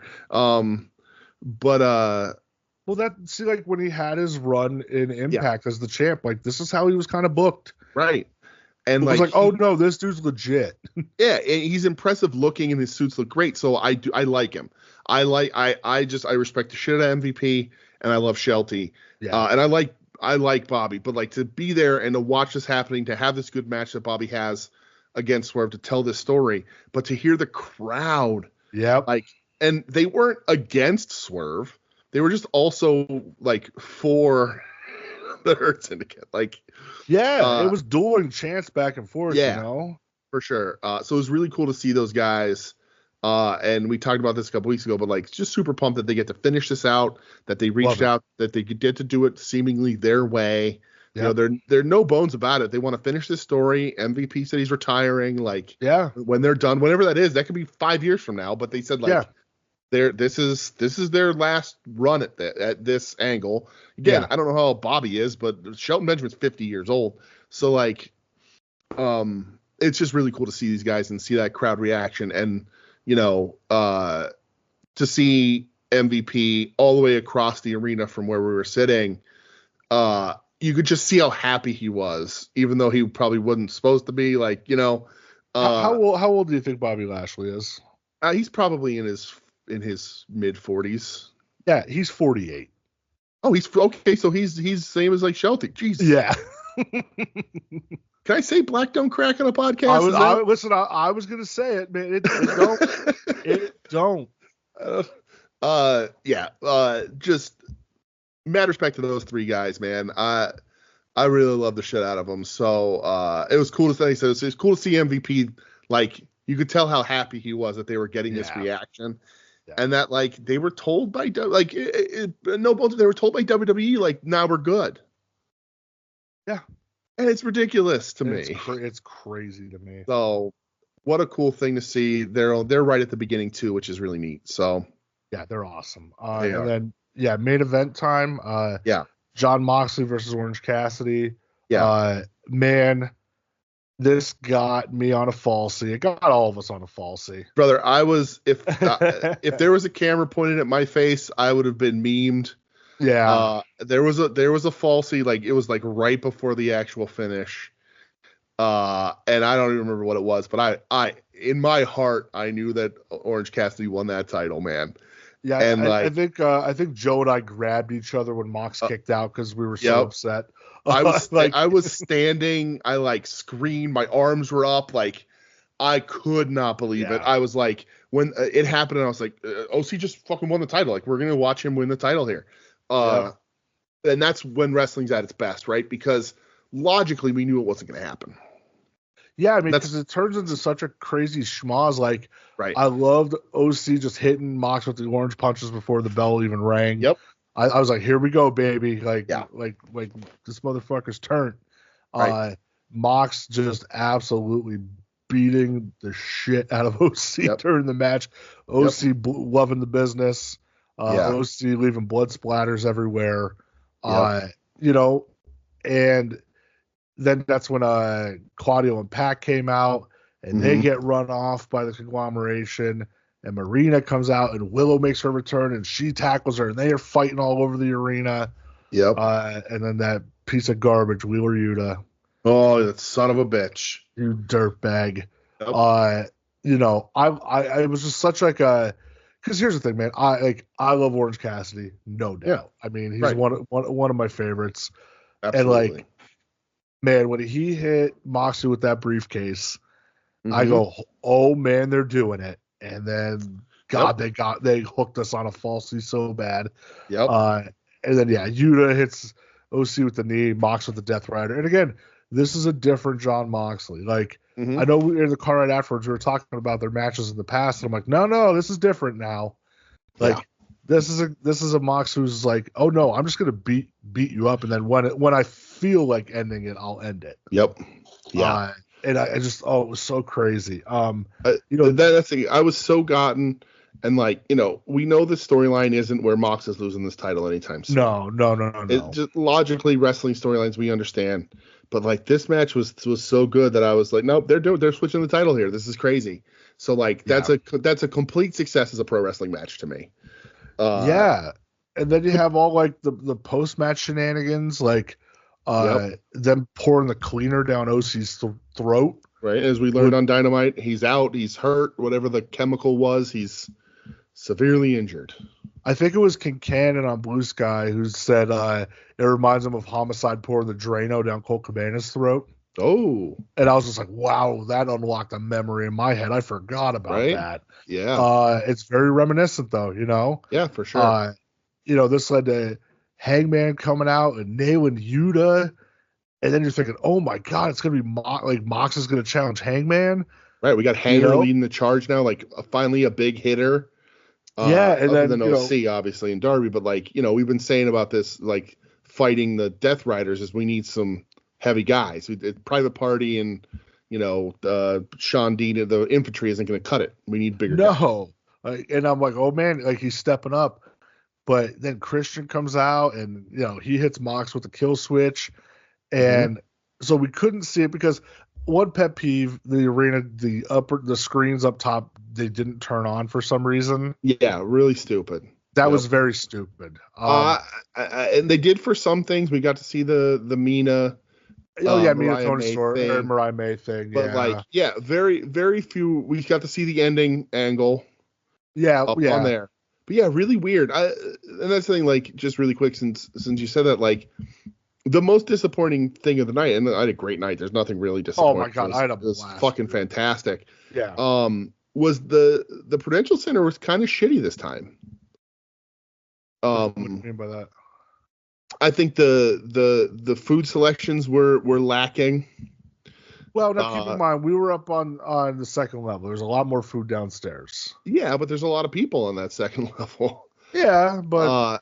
And then the screens. And I don't know if that's an AEW thing or if that was a Prudential thing or if that was a communication issue, whatever it happened to be. That was also weird. But I wasn't super impressed with the Prudential Center this time around. But it is what it is. Yeah, so we're still after the match. Christian says to Hangman, which we didn't see, like I'll give you first shot at this belt. That's when Hangman took the contract away from him. Oh, okay. When he gave him back, and that's what Christian said. He goes, "You get first shot." Yeah. And that's when Hangman hands the contract back. But then Jay White comes out, and he, hits Christian with the Blade Runner. And it was just like, oh no, not on my watch. Like, we're not doing this, because he still has beef, obviously, with Hangman. He has beef with Christian. Mm-hmm. And then it shows up on the screen. Death Riders leaving the arena, and it shows their truck, and their truck just gets absolutely demolition derbied. Oh, great. Demolition derbied. Yeah. Oh, boy. Oh, boy. Let me tweet that real quick. Shit. Oh, no. And then they get into another truck and leave, and the camera pans over to Darby, who drove the car himself because he's an absolute insane person. Yep. Just screaming like, where the fuck you going, John? Let's end this shit right now. And then that was so cool, and I loved it so much, and I was giggling because one of the people working at AEW, which I didn't know they worked there, is a singer of King 9. And he like, oh really? He's like in the background. I was like, wait a minute, I know who you are. Oh, that's cool. And so they didn't show this when it happened on the initial segment, but they showed it at the beginning of Dynamite, where Darby looks at the camera and he's like talking, saying like, John, like you're saying like you're gonna kill this place. Well, it's gonna be hard for you to kill it when you're dead first. Ooh. And I was like, yo, what a good line. Right, absolutely. That's a great line. And I wish they would have showed that. But I had, again, such a blast. Joe, again, thank you, my brother. You're the man. Yep. It was just so much fun, dude. Like Yeah, absolutely. I love live wrestling. Like I have so much fun with it. Pay-per-views are a different animal, and I love it. I could sit there and watch like those shows forever. I really can't. Absolutely. I don't know, dude. I love it so much. Yeah, that's the thing, man. Like I exactly the same. Like, I wish we had the screen up for the in between stuff. That was the only thing I wish was that screen. When the matches are happening, I'm locked in on the ring. Me too. Yeah. I just had such a good fucking time again. It's so cool being able to, you've been to 3 live shows in a month. I have, dude. It's been 2 for me. Blast. It's just, we have I've been having so much fun, man. Oh my god. We've had an embarrassment of pro wrestling riches, and that's been really pretty awesome. So yeah, nothing that I've been to where I was like, no, everything, like, it's just so much fun, and it is better being there live. Yeah, for sure. I loved it so much. So again, great fun. Joe, thank you very much. Yes, sir. Thank you for driving. You are the man. No, of course. I didn't nearly kill us on at this trip, not like on the Dynamite trip. I handled this one much better. You handled business, baby. It was a late night. I think I rolled back into the house at about 3:45, maybe. Yeah. But that's ain't nothing wrong with that. That's old hat. Hey, real quick, I gotta piss my pants. I'm about to piss my pants. Okay, go for it. I'm gonna leave this in the show. So, that's fine. I don't care. Go ahead. All right, piss free's the way to be. All right, good. I had to piss so bad. So I'm in my office recording. Yeah. And I closed my door because just to drown out any sounds of freedom. And sure. I chugged a whole bottle of Prime, since I have Prime in my fridge right now. Okay. I have the Patrick Mahomes one. Oh. And it just hit me. I'm like, I gotta piss so bad. So all right. Patrick Mahomes squeaking by the Panthers this week, huh? Sure did. But anyway, so that's the end of Full Gear. We talked at what's you want to talk about Dynamite that we just watched? Yeah, dude. Let's do it. And speaking of, really quick, I have it up on my computer. Brody is currently trending on Twitter, so that's what I like to see, baby. So there you go. So's Adam Cole for whatever reason. Well, that might be for different reasons. It might be for different reasons. So, Dynamite. We are kicking off the Continental Classic, my friend. Big time kickoff of the Continental Classic. And I forgot to fill out my bracket. I don't know if you did a bracket or not. I completely forgot. I was like, part of me was like, well, I'm not going to be here for a week of it, so whatever. That's true. I literally filled mine out while Shelton Benjamin was making his entrance. That's great. So, because that's the first match in this thing. And spoilers, I'm 3 for 3 on the first night. So good. Here we go. But yeah, Continental Classic starting. This might come down to being my favorite time of the year for AEW, much like the G1 is our favorite time for New Japan. I think it is already. I think it is. So we didn't talk about this last week because the sides weren't out yet. But like, this is a stacked fucking tournament. It sure is. It was stacked last year and it's stacked this year. Yeah. So really quick, we got hashtag no bums. We got Darby, Claudio, Ospreay, Ricochet, Brody King, Juice Robinson in the gold block.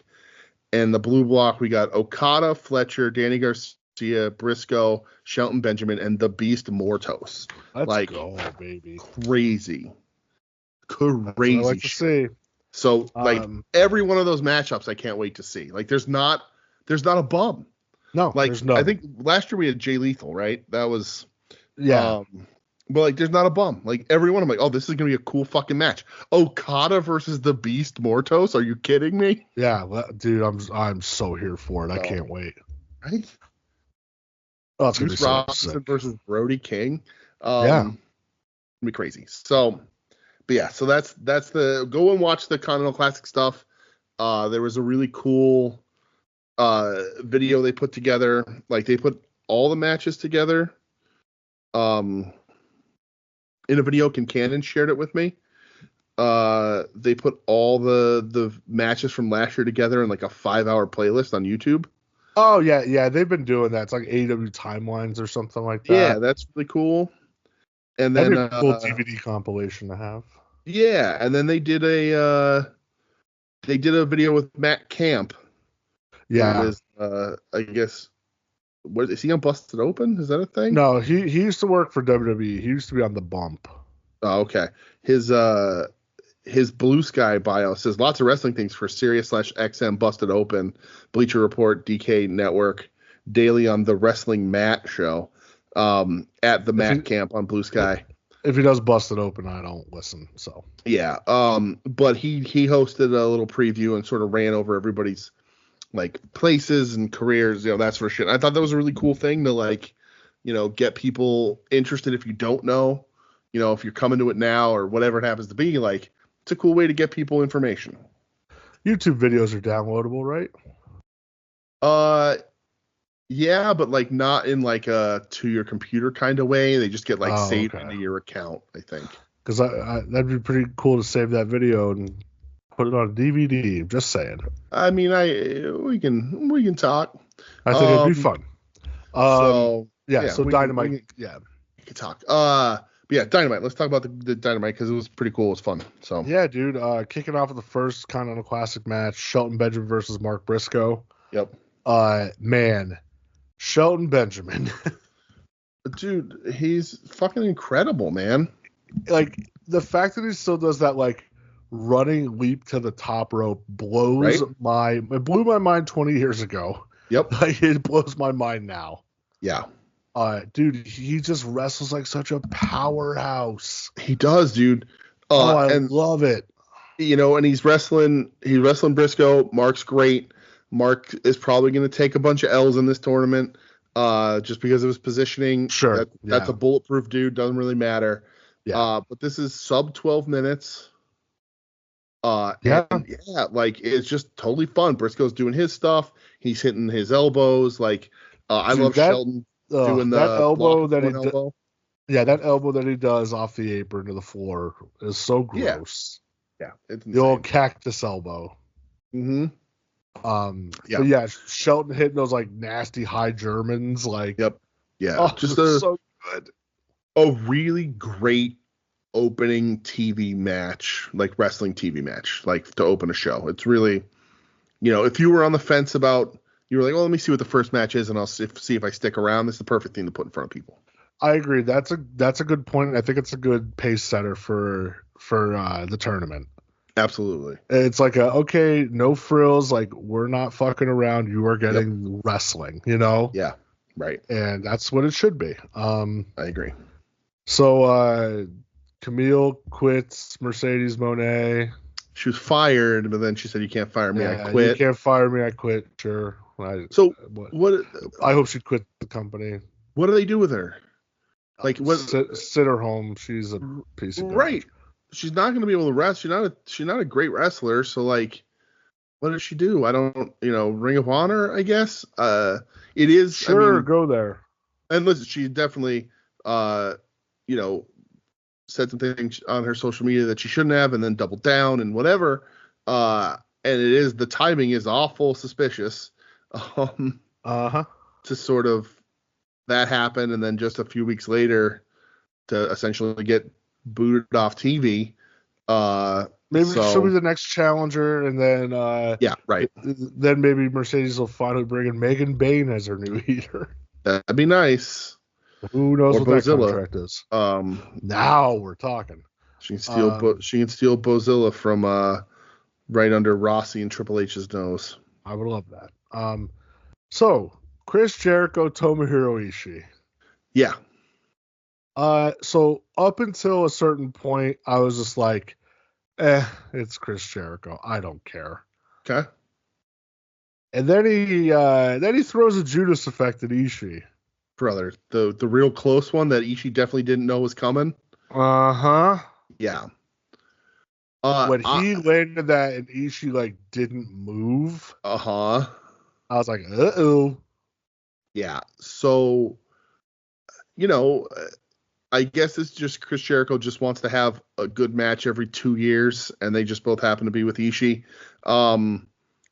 This is a like slap. I know, like they were doing like the chop thing in the beginning, and I was like, all right, like Jericho, you're not that guy to me. Yeah, and then they do it throughout the commercial. So Ishii splits Jericho's lip.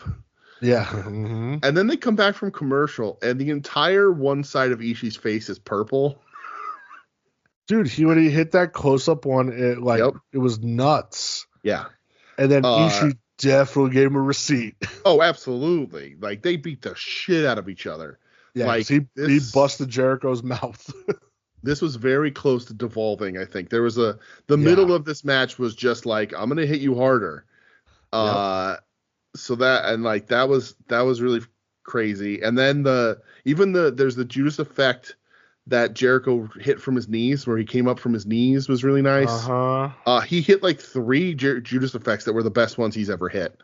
And I don't know if it was because he was pissed off or whatever, but like, this is the most motivated we've seen Jericho in a match. We knew Ishii wasn't winning. Yeah, that's just what it is. But I dug this. This felt good. I love Ishii. I like when guys hit each other for real. I can't wait for like somebody to spill the beans on this one. I want to see what Ishii's head looks like tomorrow. If it's gonna be all bruised up. Yeah. It was already turning in the match. Right. Like Mina Shirakawa's goose egg. That was brutal. On her forehead. But I want to see all that. But I want a Jericho conversation about what happened in that match where he tries to act like he's tougher than Ishii or something. Yeah. Because there's going to be some story, because they definitely stiffed each other in this, which was a lot of fun. Yep. Hangman comes out, talks about how he'd be the Swerve Caster thing was before that. Yes. So Max Caster's running his mouth. Swerve's getting interviewed. Max Caster comes and runs his mouth, and then Swerve just beats the brakes off of him. So, do you think this pushes Caster into the Hurt Syndicate, or do you think it's still a red herring for Bowens to be in the Hurt Syndicate? I don't know at this point. Like, I don't know. Caster's, Swerve's feuding with the Hurt Syndicate. Caster runs his mouth. Caster gets beat up. You would think that they're going to come back at him and be like, hey, but also like Caster online tried to like run some story that he got suspended for a rap again, and that's what he always does. He's an edgelord, right? So it's like, but because he said I was supposed to be in the Continental Classic, but I got suspended for one of my raps. But then he shows up on TV, unless this is to write him off TV. I don't understand. I don't know. Do something with those guys. Figure something else out other than the Acclaimed. Yeah. But make it quick. I think we've had enough. Will he? Won't he join the Hurt Syndicate? That let's figure this out next week. Yeah, I'm with that. And stop, please. Should have figured it out this week, but whatever. Then after that, Hangman comes out to get interviewed by Shivani.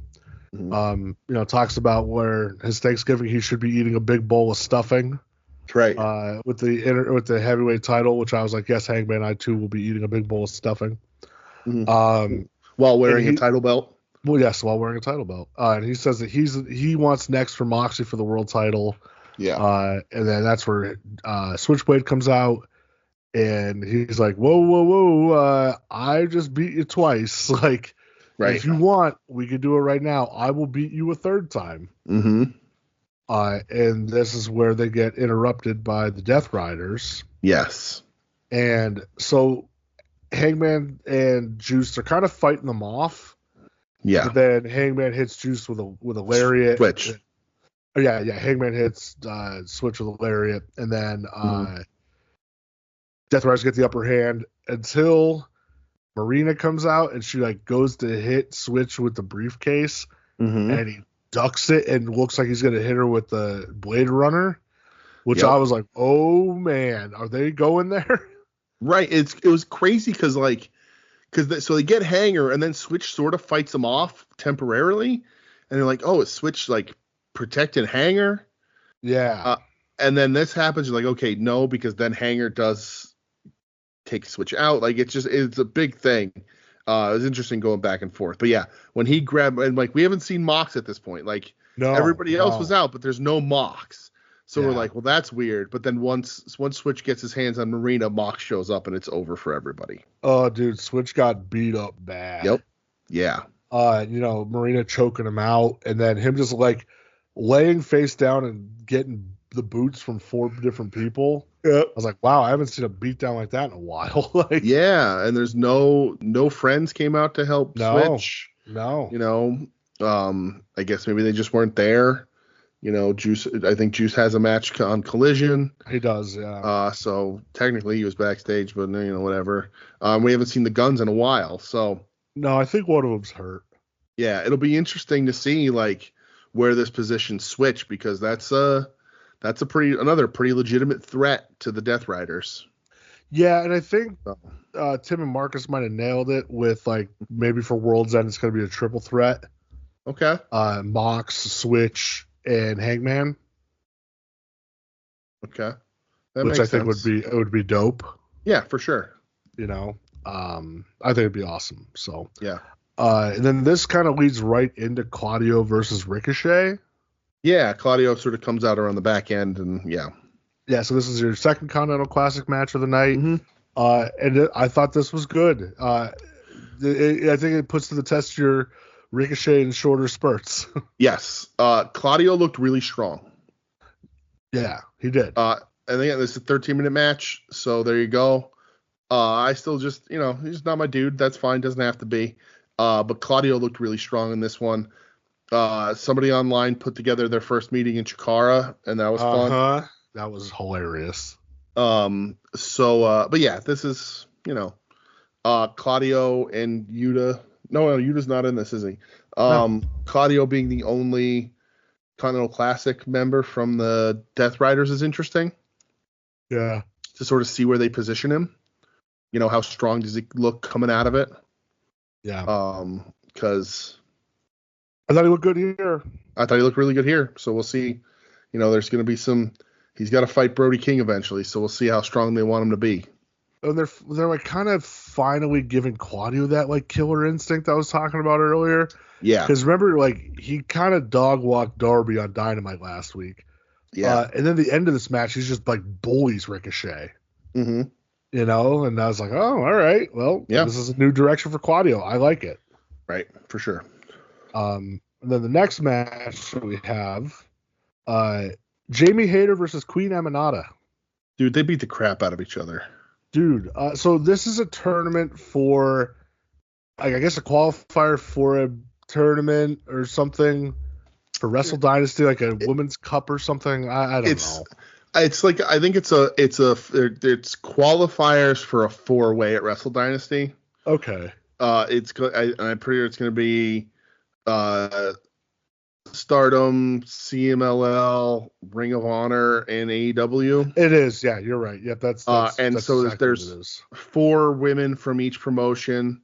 So I'm guessing they're doing 2 matches. Maybe they don't. Maybe they do a 4-way in CMLL. I don't know what they're doing.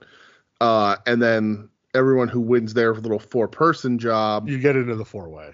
Gets into the 4-way. I think is how that works. Yeah. So yeah, Hayter and Queen Aminata, they were beating each other's asses. Yeah, man, for sure. When Aminata hit that like sliding knee up against the rope, I do think Hayter might have got a little bell rung there. A little bit. The match fell apart after that, like because they tried some hitting combinations and they were a little sloppy. Yeah. Which is fine. But yeah, I mean they were hitting each other fucking hard. Dude, the chops in the corner. Yep. Oh my god, they were just beating each other up. And like we was very good.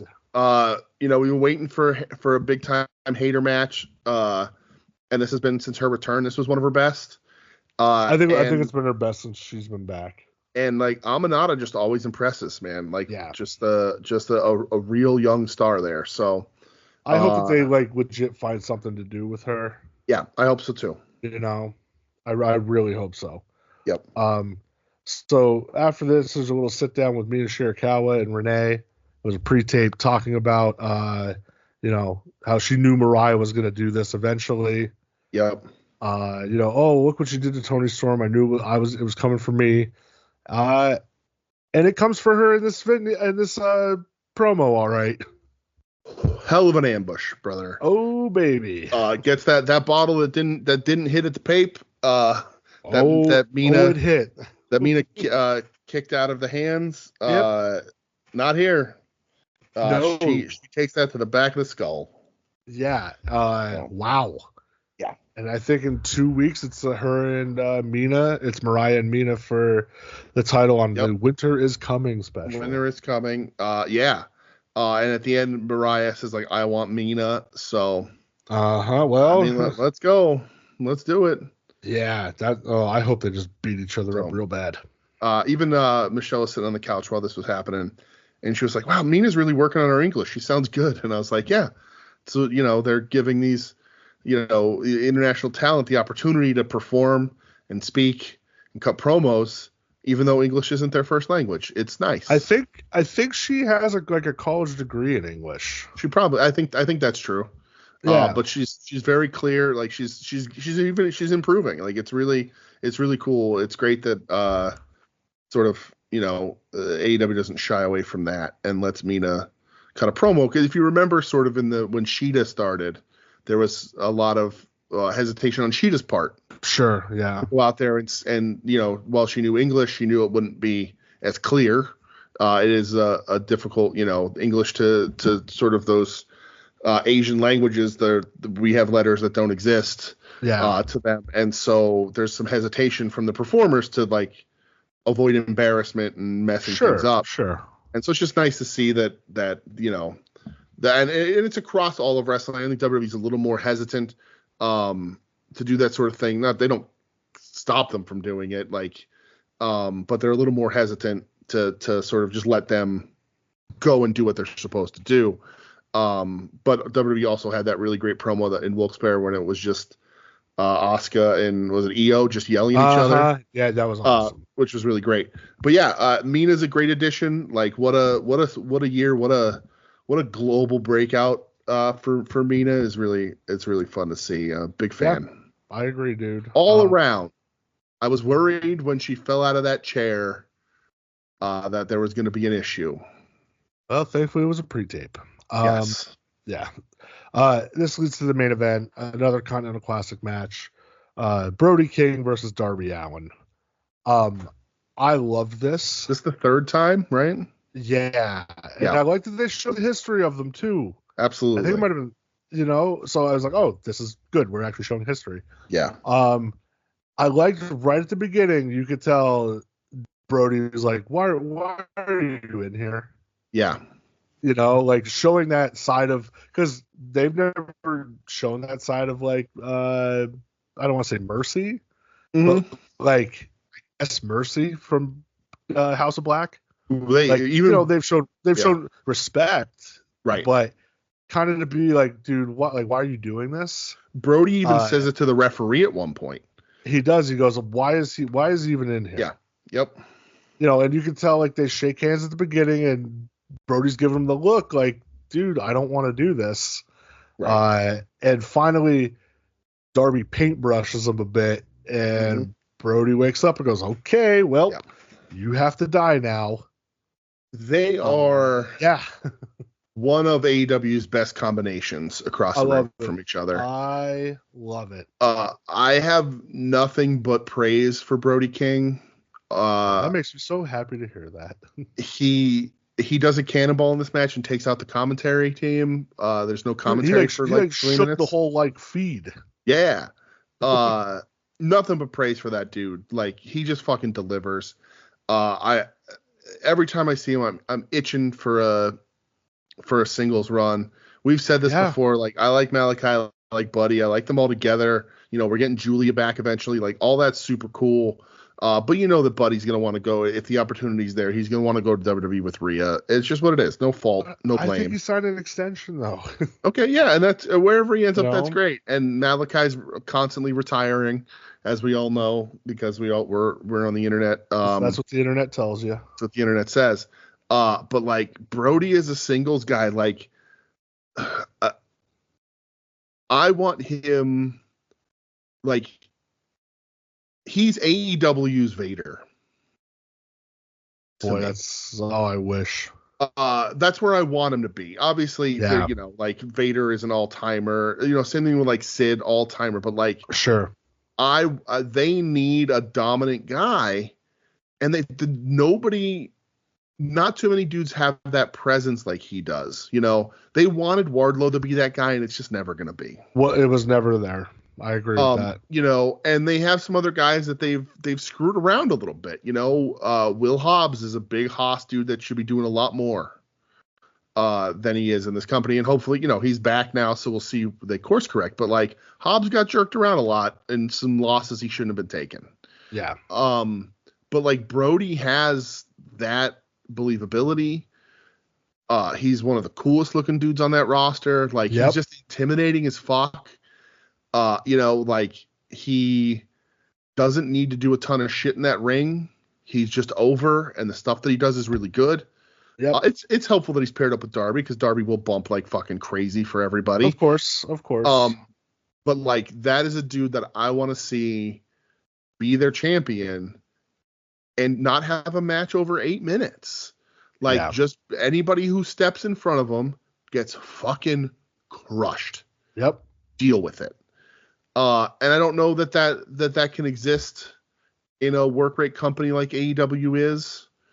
I think Brody's universally loved. I think when you have the presence that he has, the work rate doesn't necessarily matter. And he's a good worker. I'm not saying that he's not, but he's not a technical guy. You know what I mean? Like he's not going to be hitting fucking quebradas and doing social or submission holds. He's just going to choke you and punch you. But like, man, I see so much for this dude. I really hope they do it. He finally beats Darby here because he hasn't in the past. Yep. Which is cool, which gives him a hot start in this Continental Classic.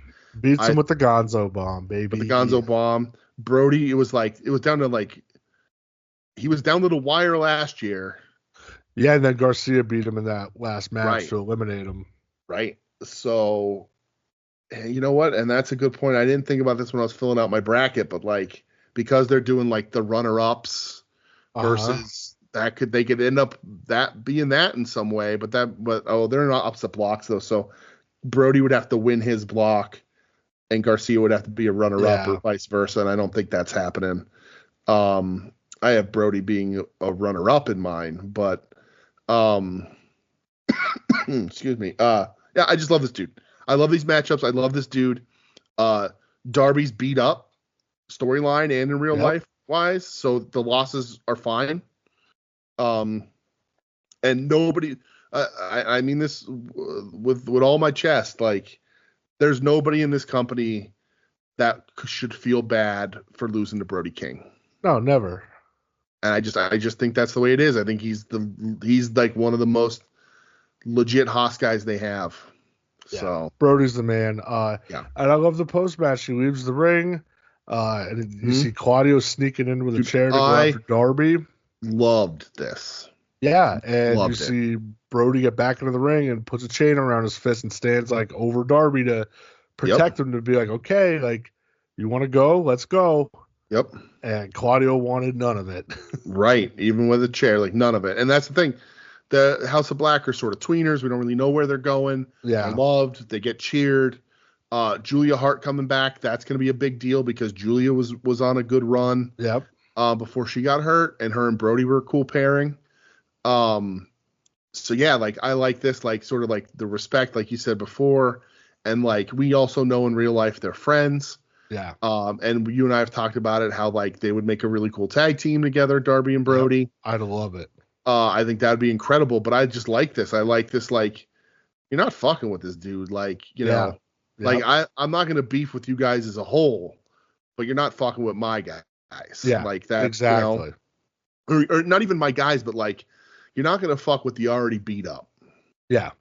Like I'm not going to let you take that kind of advantage. And that's a big deal. Like him stepping down from Claudio is a big deal, or Claudio stepping down from him. I mean, yeah, that's a big signal deal because like Claudio's been around. He has a lot of respect. He's got a lot of weight behind him with his WWE run, with his indie stuff, with this. And for Brody being a dude that's only AEW known, that's a big signal, I think. Sure. That's how you build people. Right, exactly. It's nice. It's really cool and really fun. Yeah. And I think next week they're fighting now, right? They are, yeah, because the match graphic went up. That's those two on Dynamite next week. Yeah. So they're gonna kill each other. They are. I put on my bracket. I put Brody going over. So let's go. Let's go. See what happens. Because Claudio's at a disadvantage because everyone's banned from ringside. Yeah, but he's still Claudio. He's still Claudio, but like with the storyline with the Death Riders, like it's not something anybody has to worry about. If they come out during a Continental Classic match, it's a DQ. So, sure, yeah. So Brody won't have to fight. Won't have to necessarily fight a whole unit of people. Yeah. So, well, let's go, Brody.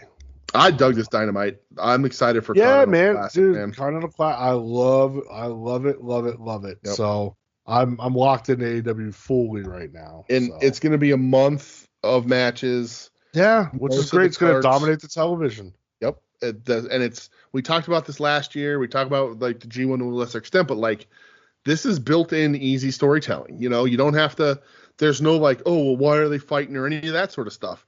They're fighting because they're in a fucking tournament, and then you can tell stories that relate to outside the tournament in these tournament matches, and advance things where you want, or create new things, or continue things from last year. It's just wrestling got away from tournaments, and by wrestling I mean WWE because they were the only game in town for so long. And they got away from tournaments. The King of the Ring isn't as cool as it used to be.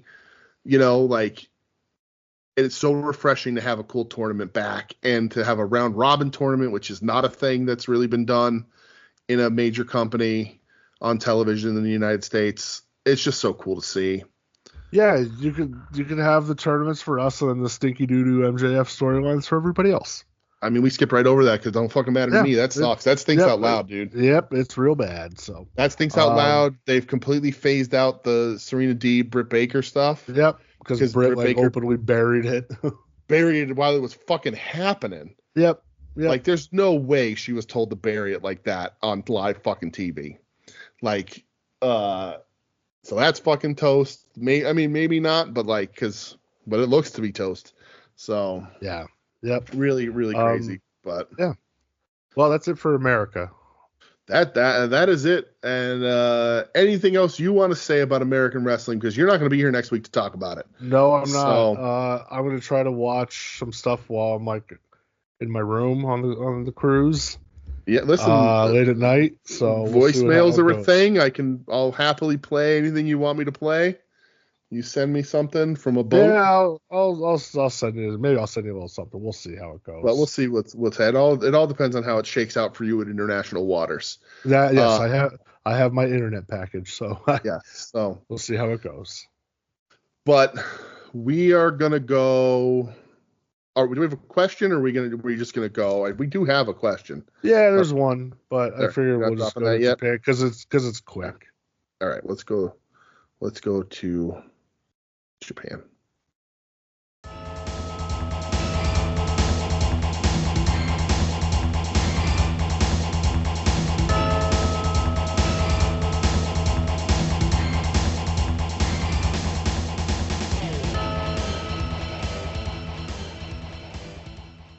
All right, and we're in Japan.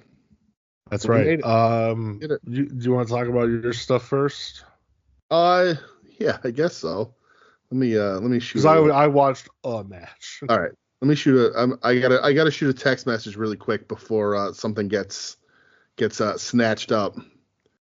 Oh yeah, I saw that. That's interesting. Yep. All right. Brett is on vacation.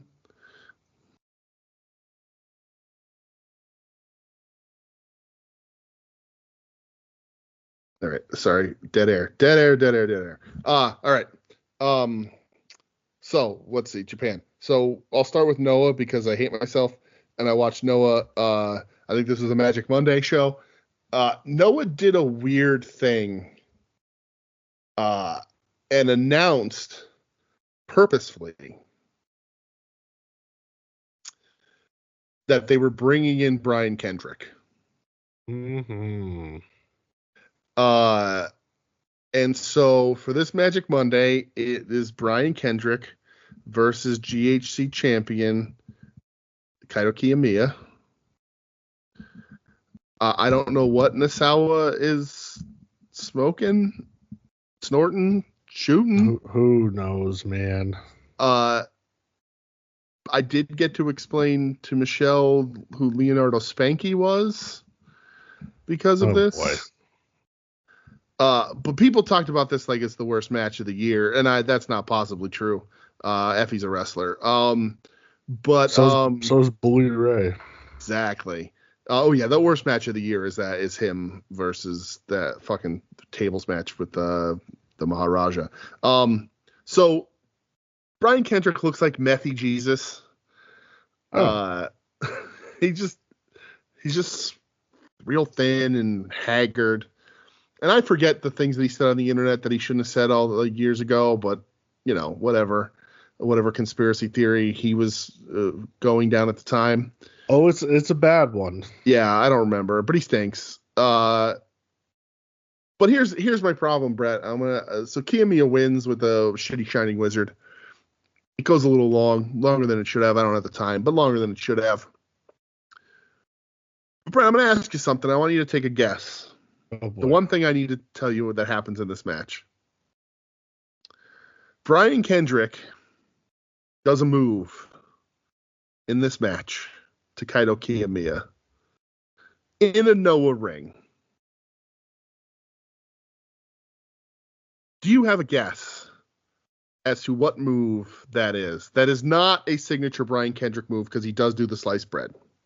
Oh, I was gonna say it was a sliced bread. Okay, this is someone else's signature move. Burning Hammer. My next clue was going to be this has only been done about 8 times before by the inventor. Yes. Brian Kendrick hits Kaito Kiyomiya with a burning hammer in a Noah ring. What are we doing? I don't know. Oh my god, just go away. Like the match wasn't good, but it wasn't like horrid. You know what I mean? And then he hit a burning hammer, and I was like, "What the fuck are we doing?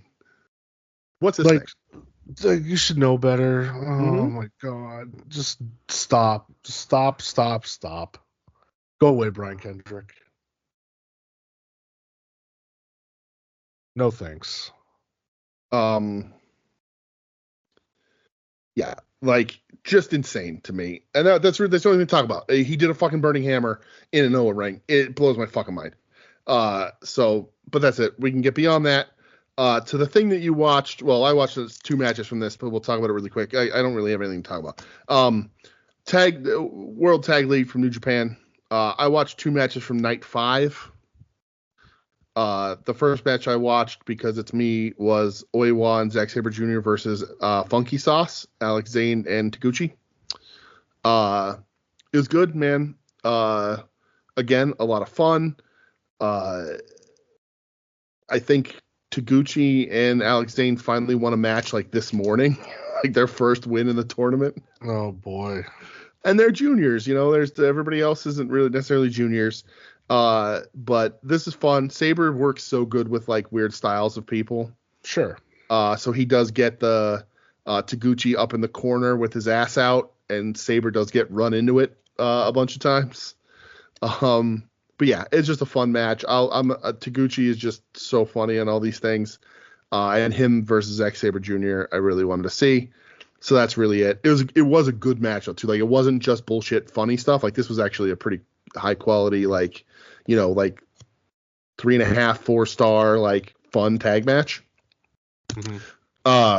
But the thing that you watched, the thing that I watched, that's the sort of biggest thing from this show, was, I don't know, was it the main event? It was the main event match after it. Main event is LIJ, Shingo Takagi, and Yota Tsuji versus the War Dogs of Gabe Kidd and Back to Blonde Sonata. Yeah, they're calling Tsuji and Shingo Blast of the Dragon. Okay. which I was like, okay, I can get down with that. Yeah, I'll tell you what. I thought this was awesome.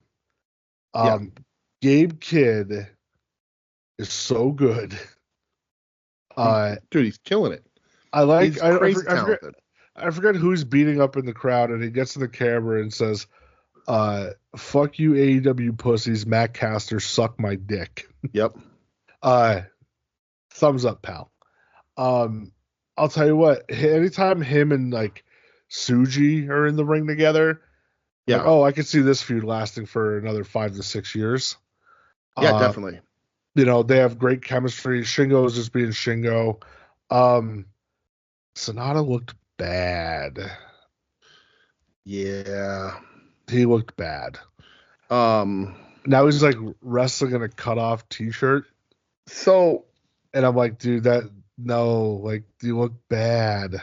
Whenever I see Sonata, I just sit and I go, stop proving Ed right. Yeah. Stop it, Sonata. Stop proving Ed right. I like blonde hair. It looks like he's growing the beard back a little bit, Yeah. But like, he did not like. He was such an afterthought in this match. Yeah. Not a fan. Yeah. Really, really bummed me out. Yeah. And then like after the match, because he gets pinned and like Gabe Kidd is like getting in his face over it. Right. I was like, oh, all right. Yeah. Like, okay, what are we doing here? I'm here for this. Yeah, that's like one of the more striking images of the week was like sort of Gabe Kidd being like, "What are you doing?" Yeah, like, I don't know that maybe the Bullet Club ain't for you, Sonata. Yeah, you ain't a war dog, brother.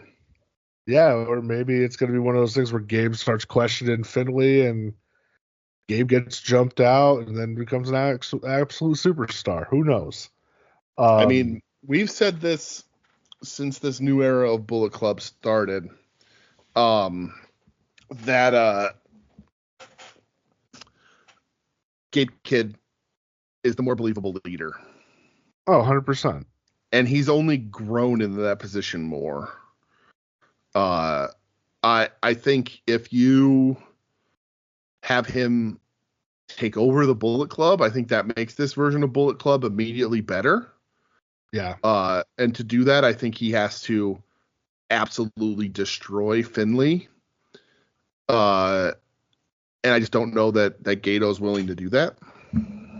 Yeah, I'm not sure either. But man, Gabe Kidd rocks. Right. So maybe he does sort of break out and become like a, the sort of badass baby face. Like he's a fucking prick, but like everybody likes him. Sure. Yeah. I don't want to make the Conor McGregor comparisons anymore because yeah. But that's certainly where he like started. I think he's grown beyond that. Yeah. But like McGregor, who has always been kind of a piece of crap, but he was very much that like cool bad boy in the UFC, and like, you either hated him or loved him, or loved to hate him. And the big thing was he talked shit and he backed it up. Right, exactly, and that's what Gabe Kidd does. So you can get that sort of run out of him. Yeah. But man, him as a leader of the Bullet Club, like that becomes an immediate threat. Right, then they really are unhinged. Like I don't feel that Finley's an unhinged leader in any way. So you get Gabe Kidd at that helm, and he's just sending people at like it, sort of a little bit like Death Riders right now, kind of sort of. But that could work because like Connors and Maloney are building a nice little thing for themselves. Oh, absolutely, they are. And so like you can sort of have that and then build your ranks up a little bit because Finley ain't the answer. I don't know that Sonata's the answer. Yujiro's not the answer. House of Torture needs to go away. Yeah, that's the worst. Yeah. Yeah. Is Bad Luck Fale still technically in the Bullet Club? Yeah, but he does a lot of his own stuff in Australia. Yeah, I just didn't know if he was still like considered an active member or not. Yeah, he's still there. So, one thing that got announced about like I think it's Wrestle Dynasty or Wrestle Kingdom, I'm not sure. Mm-hmm. Which immediately, if I was in the tag league, I'd go, well, now why am I really wasting my time watching this? They announced the Young Bucks versus Bishamon for the IWGP tag titles. Did you see that? No, not against Bishamon. Who are the tag champs? I think it's Okan and whoever it is. Yeah, hold on. Yeah, whoever it is. I don't know. Yes. Sure. Let's see. But yeah, so, I completely agree with you. What the fuck? Yeah. That makes no what's sense. The point then of even caring about tag league at all? Not that I do anyway, but yeah, Jeff Cobb and Great Okan are the current IWGP Tag Team Champions. Okay. So yeah, though it's shouldn't the Bucks be challenger for the junior titles? They should be. Yeah, no, that's like it. No, and it's for Wrestle Kingdom, not for Dynasty. It's one or the other. I'm not sure which one. Because like Wrestle Dynasty makes a little bit of sense because it's a crossover show. Yeah, it's Wrestle Dynasty. It's Wrestle Dynasty. It makes a little bit more sense because it is the crossover. But it's Okan and Hanare. That's what they're facing. It's Okan and Hanare. Oh, and Hanare. Yeah. Yeah, it's an IWGP tag title match. I'm sorry. Yeah, it says Great Okan is 3-time IWGP champion, twice with Jeff Cobb and once with Hanare. So he's with Hanare right now. It does overshadow the tournament. Like, yeah, it's an announcement. Like, let everyone know the Bucks are going to be there, but then at Wrestle Kingdom after the tag title match, have the Bucks come out. Yeah. Because let me get real close to the microphone when I say this. The Bucks aren't going to move any tickets to Wrestle Kingdom. You don't need to announce them in advance. Yep. They don't give a shit. Like, this is going to be a flat return for them again, potentially. So have them just come out at Wrestle Kingdom and challenge for the next night. Instead of announcing it beforehand. It does sort of an attempt to overshadow the tag league, which we've said isn't a great tag league lineup. But yeah. All right. Yeah, very weird. Because if Okan and Hanare, who are in the tag lead, right? I'm assuming no, yes, no, I don't know. I guess I don't know. I don't know. I don't know. But if because they're going to be defending the winner against the winner at Wrestle Kingdom, and yeah, I don't know. Yep, that's true. Don't know. I don't like it. Yeah, so I don't know. As more Japan happens, who knows with the tag league at this point, but yeah. Not that I won't be missing anything over the next week. So that's where I'm at with that. All right. So is there anything else you have to say about Japan? No, that's it, buddy. That's all I watched. We're out of here. Okay. Well, let's hit our question from Mr. Tim. All right. Let me make sure. And now the Tim Taylor question of the week.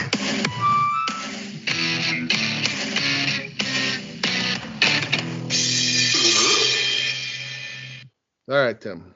All right. So Tim says, my annual Thanksgiving question of the week. Hey, boys. First of all, love you. Love you too, Tim. I love you too.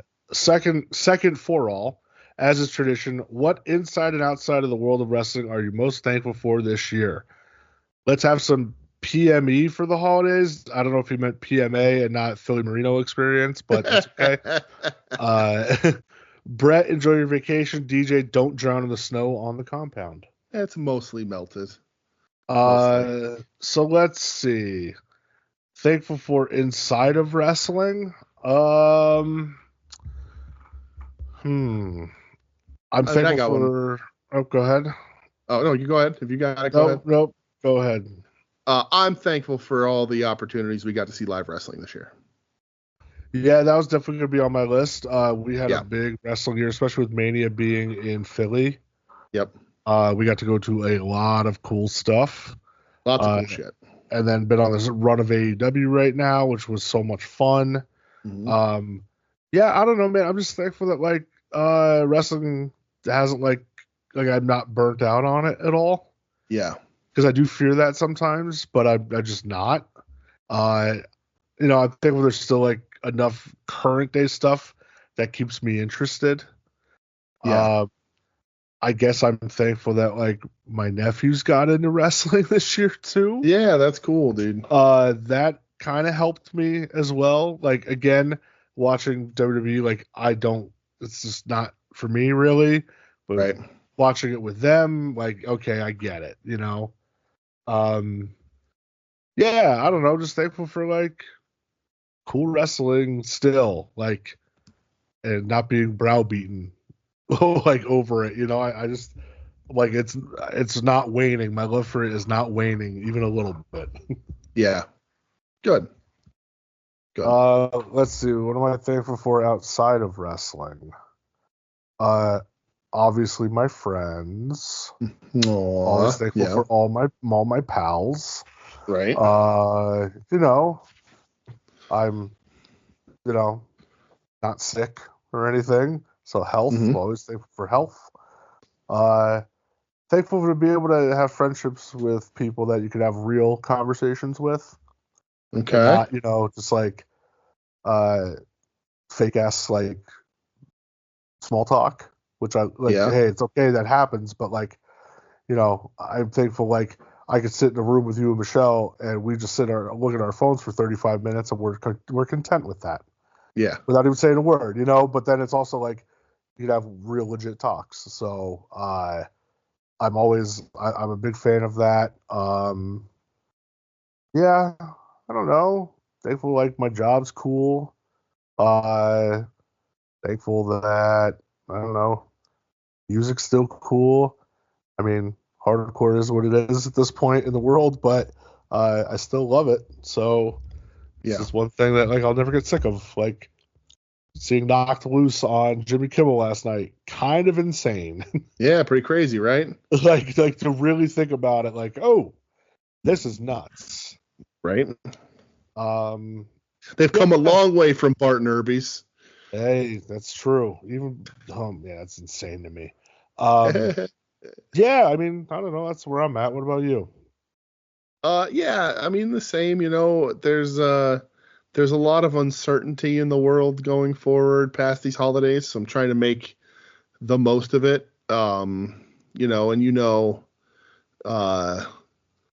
This is gonna set off. I'm gonna get so many text messages for this, but like, I know. You know what's going on here, and I don't want to talk about it, but like, sure. that's tough right now. Yeah, of course, yeah.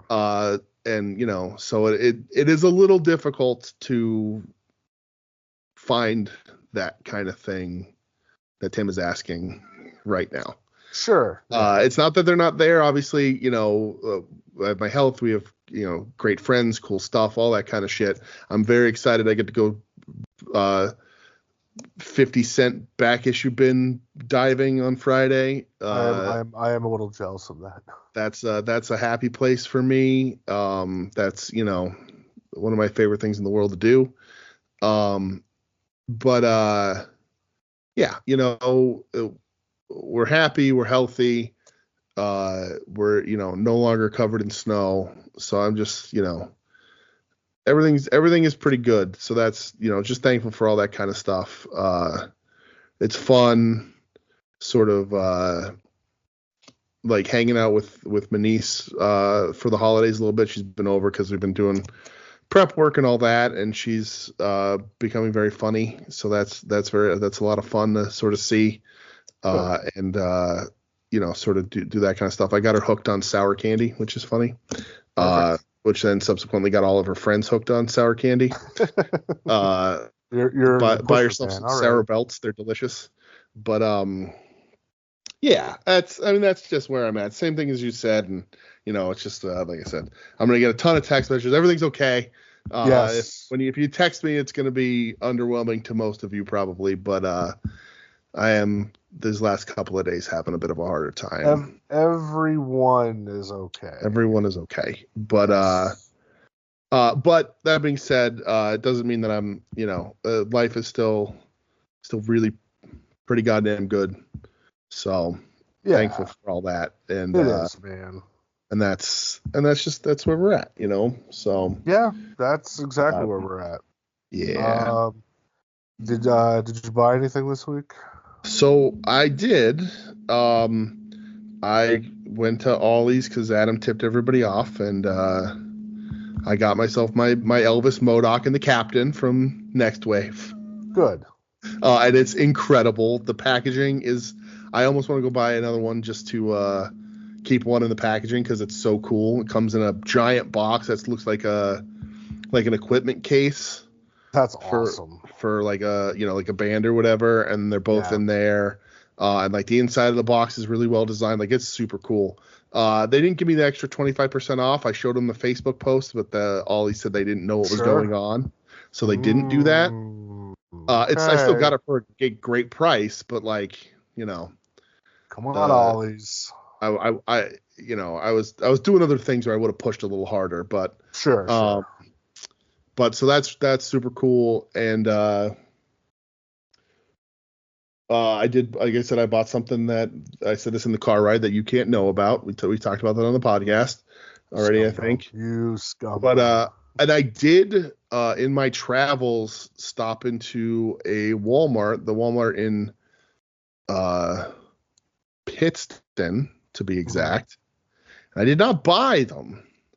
But they did have the entire second wave of the Across the Spider-Verse figures. Oh, did they really? The whole wave. Wow. That's kind of surprising. And the one on the front of the rack was the Spider-Punk. He's like purple. But it's unmasked. It's not the one that I have? No, it's him unmasked, like phasing purple like he did in that movie. Okay. And so it's mostly unmasked. Everybody's they come with spare heads. Oh, but okay. it's that Spider-Punk. It's Gwen with her hair out to show like the what everybody assumed was the trans pride colors. Yeah. Old Peter, Miles, Spider-Man 2099, the Indian Peter, like Parker. Like I couldn't pronounce the name. Yeah. And that's pretty badass though. And spoiler, Miles Prowler. Wow. Yeah, they have a whole one of each. And I was like, oh, these are super cool. Like if I was in a different place, I would have entire rack. But dude, I can't wait for that movie to come out. I know. I don't know when it's going to come out though. But we will be there opening night. 100%. But yeah, that's it. Just the Modak for me.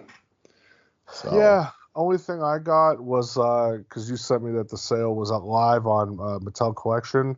Yeah. So I got the Coliseum Collection, the Roddy Piper George Steele 2-pack. Nice. Because I've decided playing the waiting game is all right. So yeah, absolutely. Especially on that because it was like 50% off. Yeah. Do you already have the Heart Foundation pack?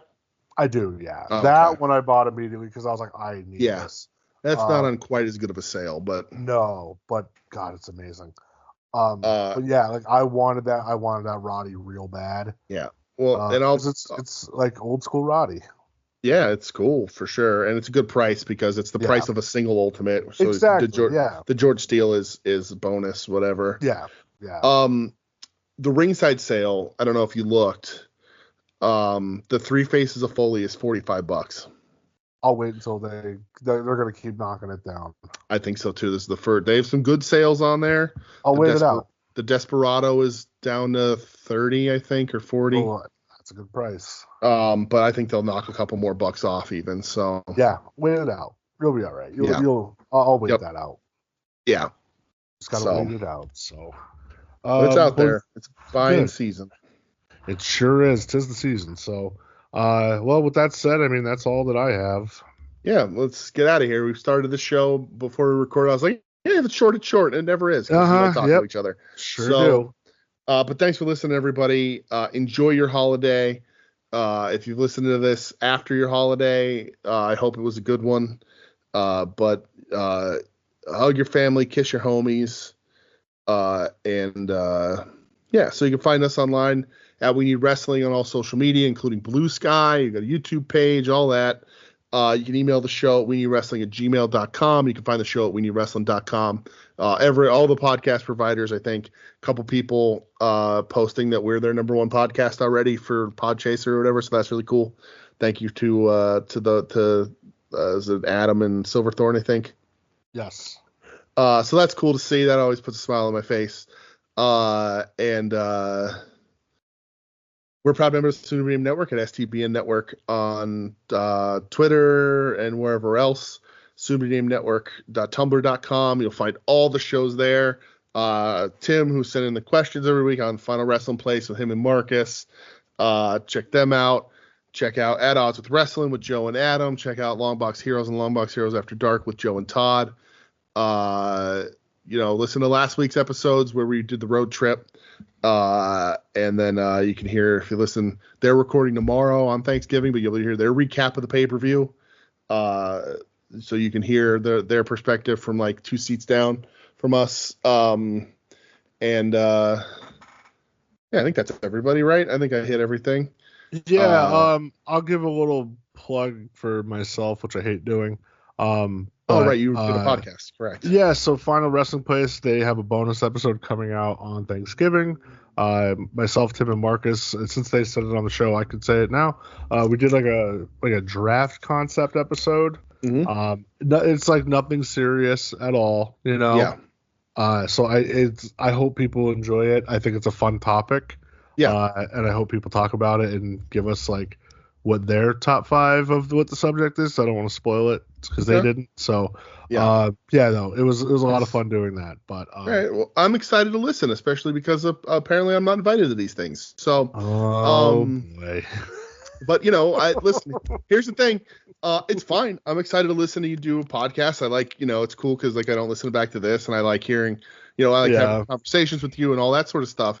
But I'm just gonna say that like Tim probably just doesn't want me on the show, and that's fine.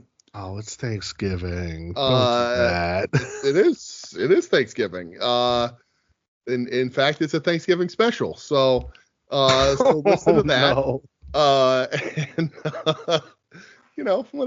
I'm excited to listen. That's what I'm saying. I'm excited to listen. It's going to be exciting to listen to you on a podcast with a friend of mine and Tim.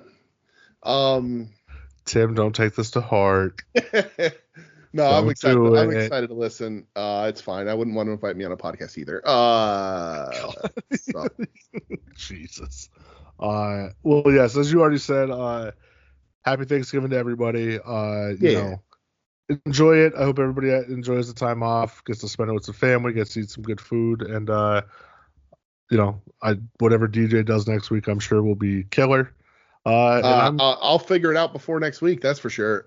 Even if it's nothing, then hey, that's literally fine. Don't feel obligated. That being said, also let me interrupt you really quick here. You have a hell of a time, my friend. It'll be weird not talking to you next week for a podcast. Yes, it'll be weird. But enjoy the hell out of your vacation. Thank you. Do the thing. Try my best. Sit by the pool on a boat that's also in water. Don't let anybody push you overboard. That's not gonna happen. Yeah, I know. But seriously, enjoy the time with your family. I hope you get to watch War Games. I hope you sit by the pool. I hope you meet some wonderful cruise ship lady that you never have to see again after the week. And yeah. Can't wait to hear about all that off air. But no, have a really good fucking time, man. Enjoy yourself. You. I appreciate it, man. Thanks, pal. I don't get a lot of that stuff. We're not those people. We're not those people. We're not those people.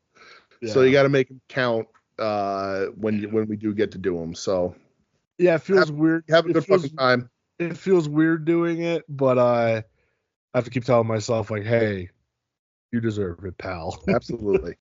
Absolutely. Again, and have a great time. I'm going to hold the fort down. I have some ideas that'll, it definitely won't be a regular show, maybe part of a regular show, because I don't know that I want to, spoiler, maybe make non-wrestling people watch a whole bunch of AEW.